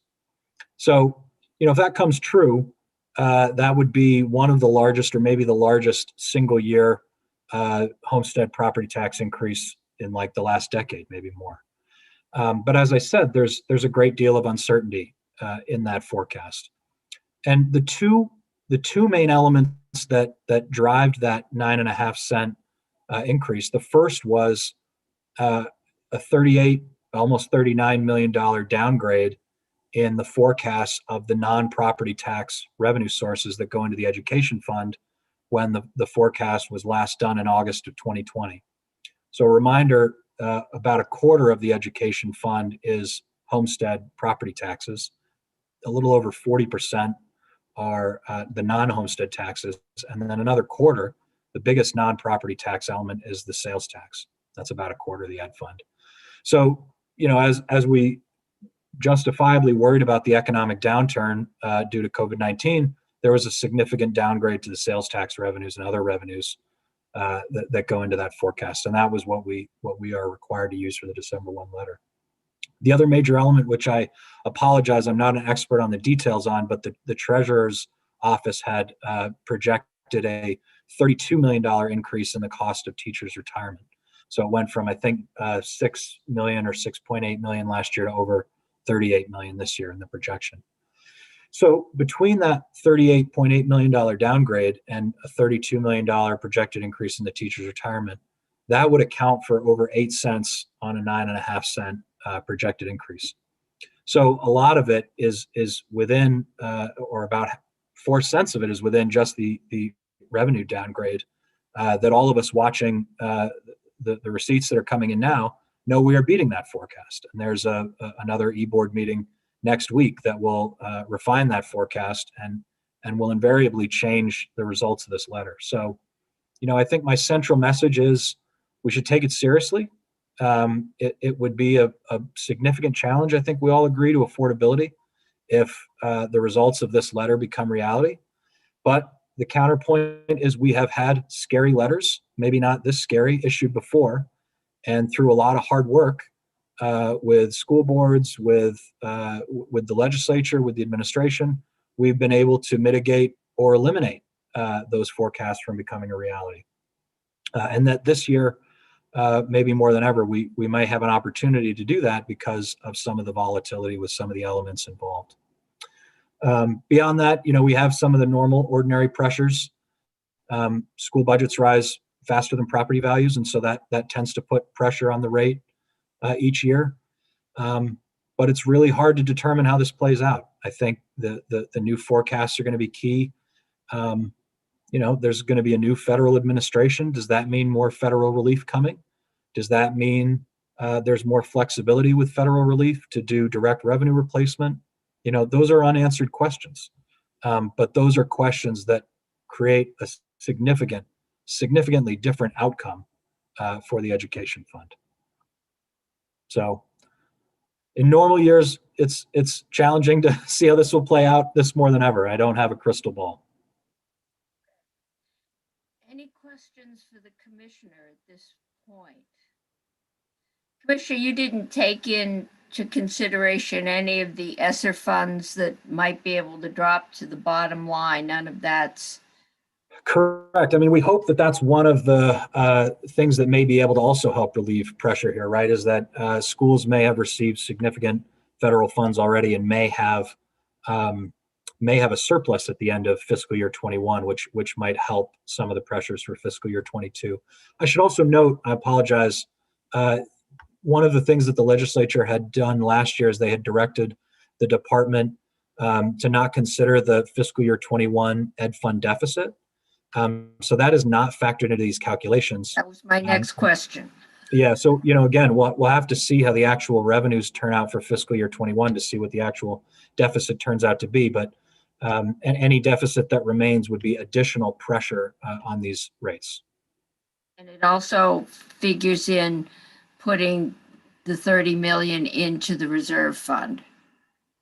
Because we kept the reserve the same in calculating it. I think, if I'm saying that correctly. I think that's the number. And I don't remember at this point if we drew it down at all last year. I think we may have. We didn't. Chloe's saying no. I think if you ignore the reserve, it results in a $58 million deficit. Yeah, I knew we had a 58 million with the reserve. Okay. Right. Any questions at this point? Okay. Thank you. Thank you we all appreciate the fact that you could accommodate our need to be Zoomless for a few minutes. Always Some happy of us have been on Zoom since 8:30 this morning. Those are long days. Those are long days on Zoom. I get it. They are. Okay. Thank you very much. Thank you all. Take care. Okay. Chloe. Hello. Hello. So I sent Faith a copy of the Education Fund Outlook that sort of corresponds to the December 1st letter, which I'm happy to walk the committee through if they'd like to see that. I think exactly like Commissioner Bolio mentioned, we are due for a potentially significant revenue upgrade in the couple of days. So that will dramatically sort of change the picture in the education fund. But we can take a look at sort of where we're starting from if the committee would like. Why don't we take a look at that, and then maybe we can highlight where we may see changes and how much of a change we'll need. Sure. Faith, are you able to pull up that document I emailed earlier? Yes, it is not posted online, but I just sent it an email to the Finance Committee, and I will post it once we're finished. Sure. It's also available on the JFO website as well. Great. Thanks, Chloe. any of our avid watchers, YouTube fans. All right, so Got it. based on, so this is good. This is from our tutorial yesterday. Here's the education fund outlook. And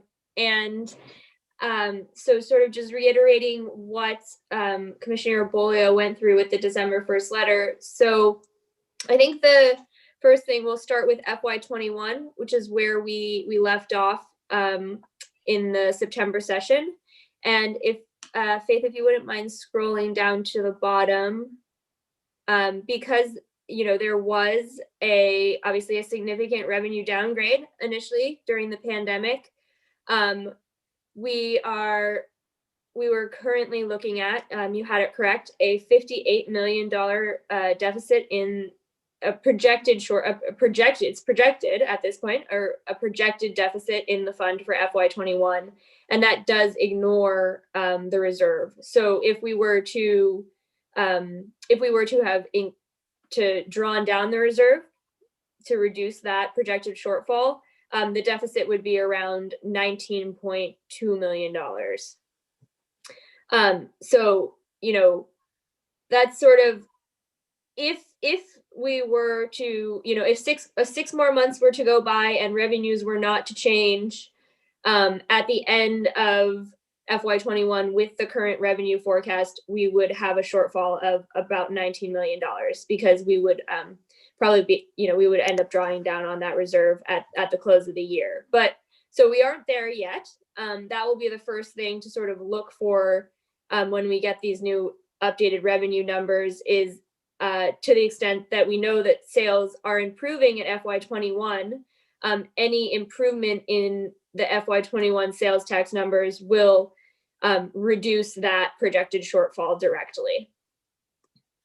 Okay, I guess that's my question. I'm trying to get my head around. We had to set the yield or the tax rate, whatever you want to call it, before the end of June, when we were dealing with the June estimate, which was the worst estimate we got. I think at that point, we were looking at 150 some, it went up as high as $170 million shortfall. That's correct. But that roller coaster was just, it had done the plunge. We were kind of hoping it might start to climb up. So we decided, rather than, when this was all new and businesses were shut down and nothing was moving, that we would, and some schools had set budgets, most schools, I guess, had, some hadn't, that we would go off the 4% increase that was voted on average, set the tax rate to cover what schools voted in March, and deal with any shortfall later. And we talked about various ways we could borrow internally or externally if bad came to worse. Now we have a projected 9% increase in the property tax based primarily on loss of revenue and increase in the teachers' retirement fund. But that's for next year. Yes. If money comes in ahead of projections, if we first decide we're paying off the $58 million deficit, or a good portion thereof, and maybe put the rest of it on the property tax, or say we're going to pay it off at a rate of a 30-year or whatever, the revenues that are coming in, the tax year started July 1st, right? Yeah, so that isn't, I think, an important point, and I think I I know where you're going with this. So we're I'm trying to actually, figure out how, Yeah. if we can get this year's you, money have- to credit to last year's deficit. well, so the money that we know that is coming in, sort of, let's call it hotter right now, you know, the sales tax, you've heard from Graham and Steve from our office. We right now the sales tax and to some extent the purchase and use tax as well are performing above target. And that is actually in fiscal year 21.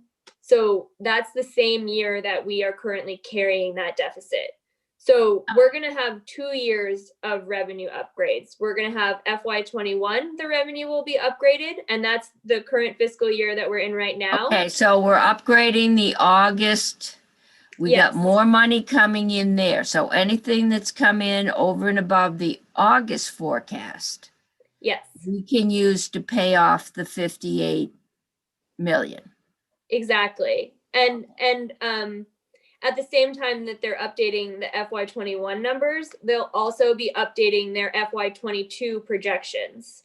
And so we're sort of going to have, you know, it's fairly good news. We don't have obviously the final numbers, but I believe when, you know, in December, their sales tax was performing about $40 million better than the target. So that's already a large portion of that $58 million shortfall. So that's sort of the FY 21 story. And then you also are going to see the sales tax estimate increase in FY 22. And that increase will be available to reduce that sort of increased liability that we have on the property tax right now in the December 1 letter. Craig was saying that in the December 1 letter, the property tax, the FY21 non-property tax sources were about $40 million down. So to the extent that those revenues improve, we won't have to make up that $40 million on the property tax. Does that make sense? Yes, so we can, because we are doing, it gets confusing because it's June 1st to March 31st. We ran up the deficit in that year, right? So the deficit from Yes, because it was the from June budgets that 1st were voted that went into effect. So the $58 million is in the year we're sitting in. Yes, Okay. in the current right now. Right. Now, that's why. So that's the why money that's come in over and above the August forecast, we can first pay off our debt. Yes. And then we will be getting a projection for next year, which will start in June, right? Yes. And that's the tax rate we will be setting in the coming months. That's exactly And- right. Okay. And there's another, at least one more stimulus check, not as large.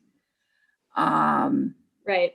But perhaps people will also spend that. They might also pay off their credit cards from Christmas, but I think there will be, so there's going to be sort of I think there's actually going to be two pretty good pieces of news when we get that updated revenue forecast. And we can schedule a time to sort of go over the education fund outlook again next week after we get those numbers. We definitely will.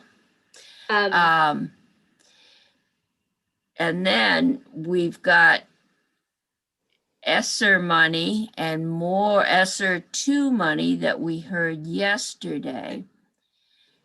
There's also been concerns a year ago, before it all hit, about there was one major was a $200 million sports complex. I'm looking at the senators from Chittenden. But because there is no school construction aid, if that had been voted in, it got voted down, it would have gone into the ed fund and been paid out by everybody, which The debt payment, right? The debt Yeah. payment becomes part of the per pupil, I believe. comes part of the, yes. And so, and then we got the school building condition report. And so where you've got one school building an indoor track, you had another school where the swamp next door was leaking into the basement, and there was, yeah. A couple of those schools sounded like places I probably wouldn't want my dog to stay for prolonged periods, never mind my children, which just points out the inequity between communities, even though, and that's what we were hearing when we did Act 46, was even though a penny raises the same on every tax rate, a penny on the tax rate raises the same amount per pupil, that there's a wide variation in towns' ability to pay that extra penny. And that's an issue that hasn't gone away. I would encourage how to get out of the house and stay sane is it's become the Sunday ride. I've been to Lunenburg. I've been all over. But you get out and you start to look at these towns and you just look at whatever prosperity is reflected in their buildings, or businesses or lack thereof, and you get a sense as to the disparity. And I just consider it necessary information. Besides, I like to see back roads. So anyway, those are issues that are still there. Senator Brock, I think your hand may still be up from the last time. And when we had blue hands go up, I could click them. Well, I guess maybe I'm not chair. No, I am chair. On joint fiscal, when they were blue hands, I could lower them. I can't lower them now. I'm not sure what's going on. But Senator Sirotkin, you do have your hand up, and it's yellow. So I'm just trying to understand the federal money that is coming in that could help the local school districts. What line item in this chart, now I've lost the chart, would that affect? So right now, it is not reflected in the fund at all, and it would, unless sort of legislative action is taken, it won't be immediately reflected in the fund balance sheet, because what we're showing in the fund is only state dollars, is education fund dollars, and this is federal money that's coming in. And so it's actually similar to the ESSER money. It's going to flow directly to the school district. It's not going to flow. It's not really going to flow through the state agency. It's going to go out to each school based on a proportion formula, similar to how they get their Title I federal money.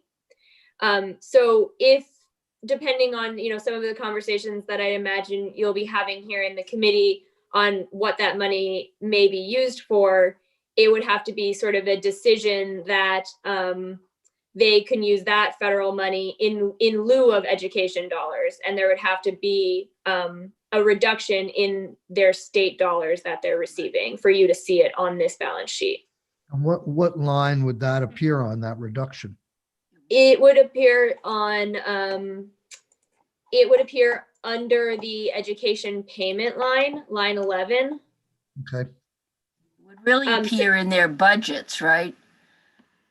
They would Um, reduce their budget ask, which would reduce, but the previous federal money couldn't be used to replace lost revenue. And they've said the same thing for the state. The new ESSER and, you know, as experience has said, the rules tend to change over time or get refined. And I know we've been trying to find ways to help some of the CRF money if we can use it for certain expenses legitimately, then, but if we don't use CRF, we have to do the things anyway. And so it could replace some state dollars. And I think it's the same thing with the schools. Senator Yes. Hardy, do you? Yeah, excuse me, Chloe, just maybe to help clarify a little bit on the spreadsheet, Senator Sorokin, the education payments are actually on line 10A. I think Chloe said 11A, and then the CRF recapture, which is what Senator Cummings was just talking about, is on 10B. And part of the CRF money that we appropriated last year, the 104 million that we discussed yesterday with AOE, the intent was to hopefully have school districts use some of that money for expenses that they would have been using education fund dollars for, or state funds for. And that would be a sort of nicely sort of elegant way of using some of the federal money, but not really filling in the hole in the education fund. But that was only $10.9 million in FY21. And that still remains to be seen whether that actually is going to play out. So I don't know if that estimate's going to be updated after we get all of the, stuff from the school districts back, because they're still working that out and getting the final reports, because they had through December 30th to do that. But the ESSER money, as Chloe said, goes directly to the school districts, and they have a lot more flexibility in how they use it, and it can't backfill state funds or local funds.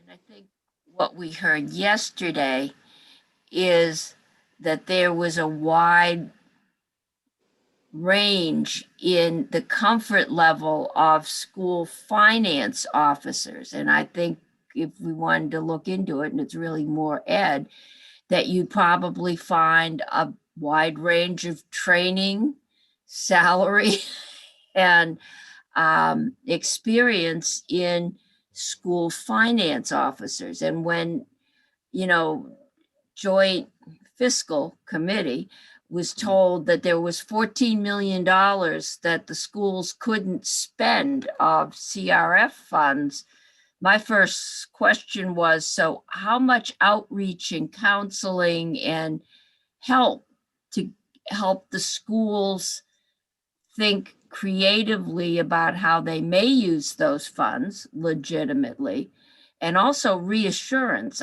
It sounded like they were afraid they were going to have to pay the money back. And I think the payback, at least the discussion I remember, is it would be the state. We weren't going to give money to hospitals and nonprofits and then say, oh, by the way, you need to pay it back. And there was some reluctance that it would be counted against their spending thresholds. Also, there were some districts that were concerned about if they spent this CRF money, would it then cause them to go above their spending caps and they would get penalized in that way. I did talk to a couple districts that had those concerns. And then I think there were some issues with supply chain, that they ordered things that didn't come in time. So the 14 million was part of that as well. That I think that now that there's an extension, what I heard yesterday from AOE was that they think that school districts will be able to spend that now that there's extra time. that was that artificial deadline, and I think good, because we didn't take that 14 million and give it to businesses because we were really wanted to carry it forward, because I think we weren't convinced that there wasn't any need, that it couldn't be used for. So, and at that point, there were rumors about an extension, so that's good. Okay, so Chloe, have we finished? I think that those are the big pieces to sort of watch over the next well, first the revenues, those will be coming shortly, and then I think it will be a continued conversation with AOE and, you know, honestly, all the legislative body in how those federal funds are going to be able to be used, and if the legislature decides that they want to use those funds in, or it like they are going directly to the schools, the federal monies, but you know, does the legislature try to sort of specify in what way that the schools will use those funds? I think that will be a conversation. But as it stands right now, those funds will just flow. They will bypass the education fund and flow directly to the schools. As the last ones did. Yes. Yeah. It sounds like that's what's going to happen to business too. They're going to come in as PPP, and there's not going to be any more state allocations, at least presently. So, any other questions for Chloe?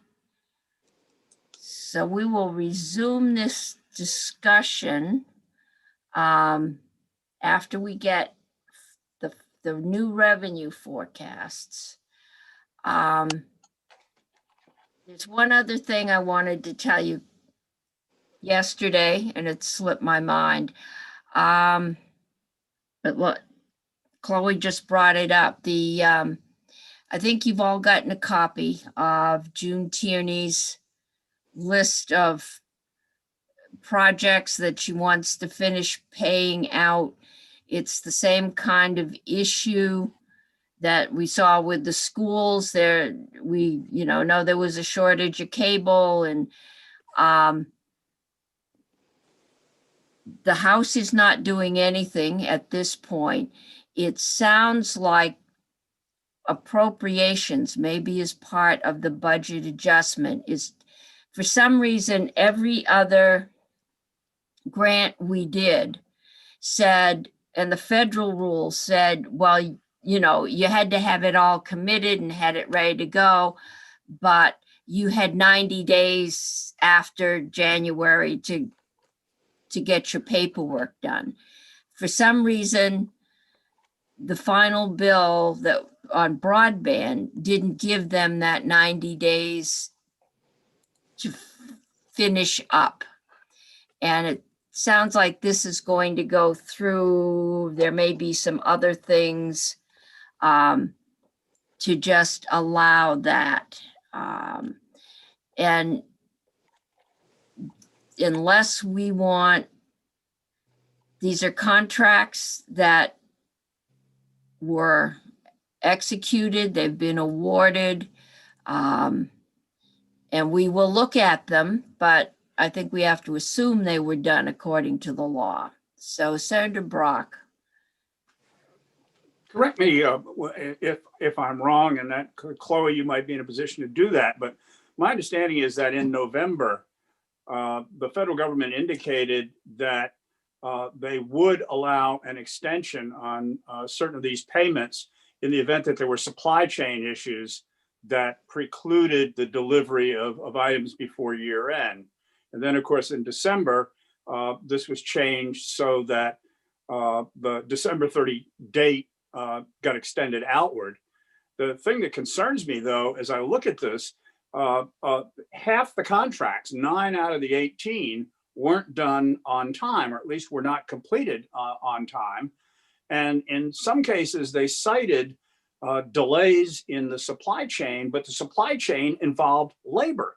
It wasn't, when you think of a supply chain, I think, well, the cable isn't ready or they couldn't manufacture the fiber. But a significant number of those problems were they didn't have the labor available to install the stuff.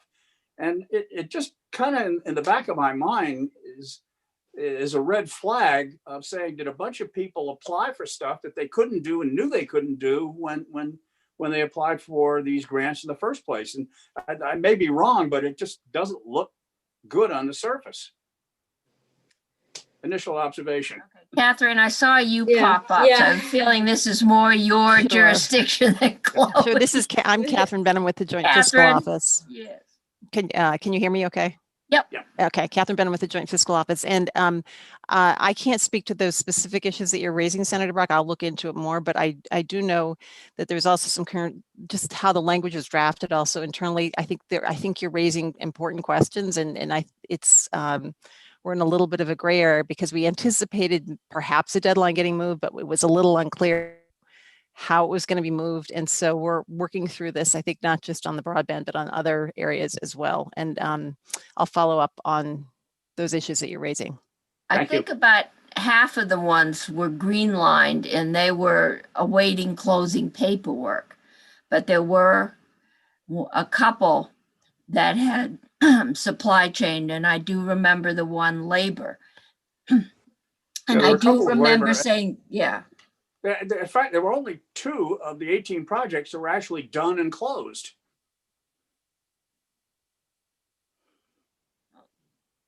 So we are going to be having a lot more discussion about broadband and putting it out. I think we're all anticipating that the next recovery bill will have more in it for broadband because there's essentially nothing, is my understanding, in the most recent one. And if there isn't any more money for broadband, then we're back to 10 miles a year, you know?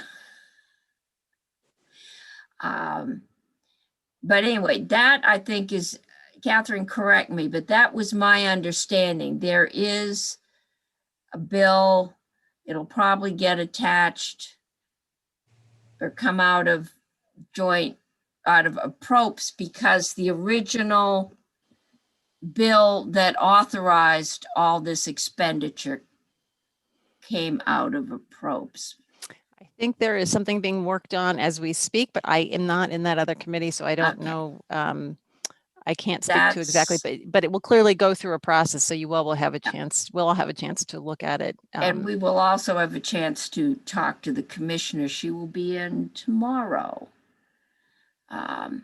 So we can talk to her. I'm trying to keep this on a talk to her, not beat her up tone.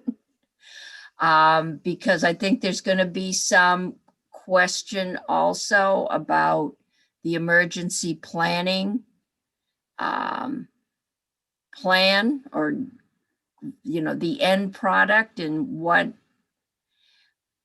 it was. So we will do that, and then we will take more time to assess how we did and where we go from here. And I also, at some point, want to talk about the dual role we give the commissioner and the whole department, which is to promote broadband and go out and get people to string it, and then to regulate those same people. And we've had the same problem with VEPSI. It puts them at times in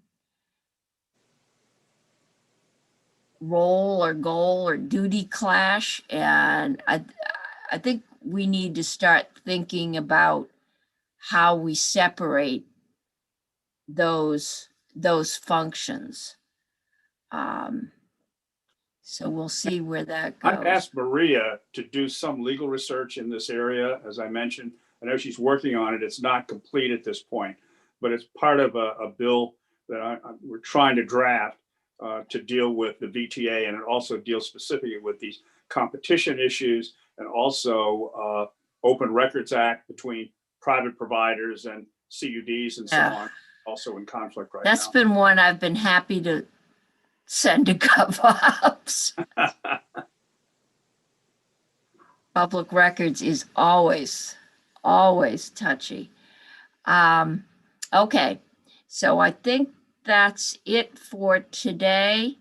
If you want to have anything next week, the governor, we've got, I think, between 1:30 and 2, but I'm not even sure. We'll see what the Senate schedule looks like. It's worth having you in for a half an hour on the 21st. Is that Thursday next week? Because the governor's address is usually fairly long, and it's usually at 1 o'clock, so we get someone to come in and talk to us about his proposals. But I doubt that we're going to have time. We'll have to schedule that for a separate day to sit down and go through at least the tax kinds of proposals that are in there. And we'll see where that goes. Okay. Anybody have anything else? All right. Thank you all. And we'll see you tomorrow.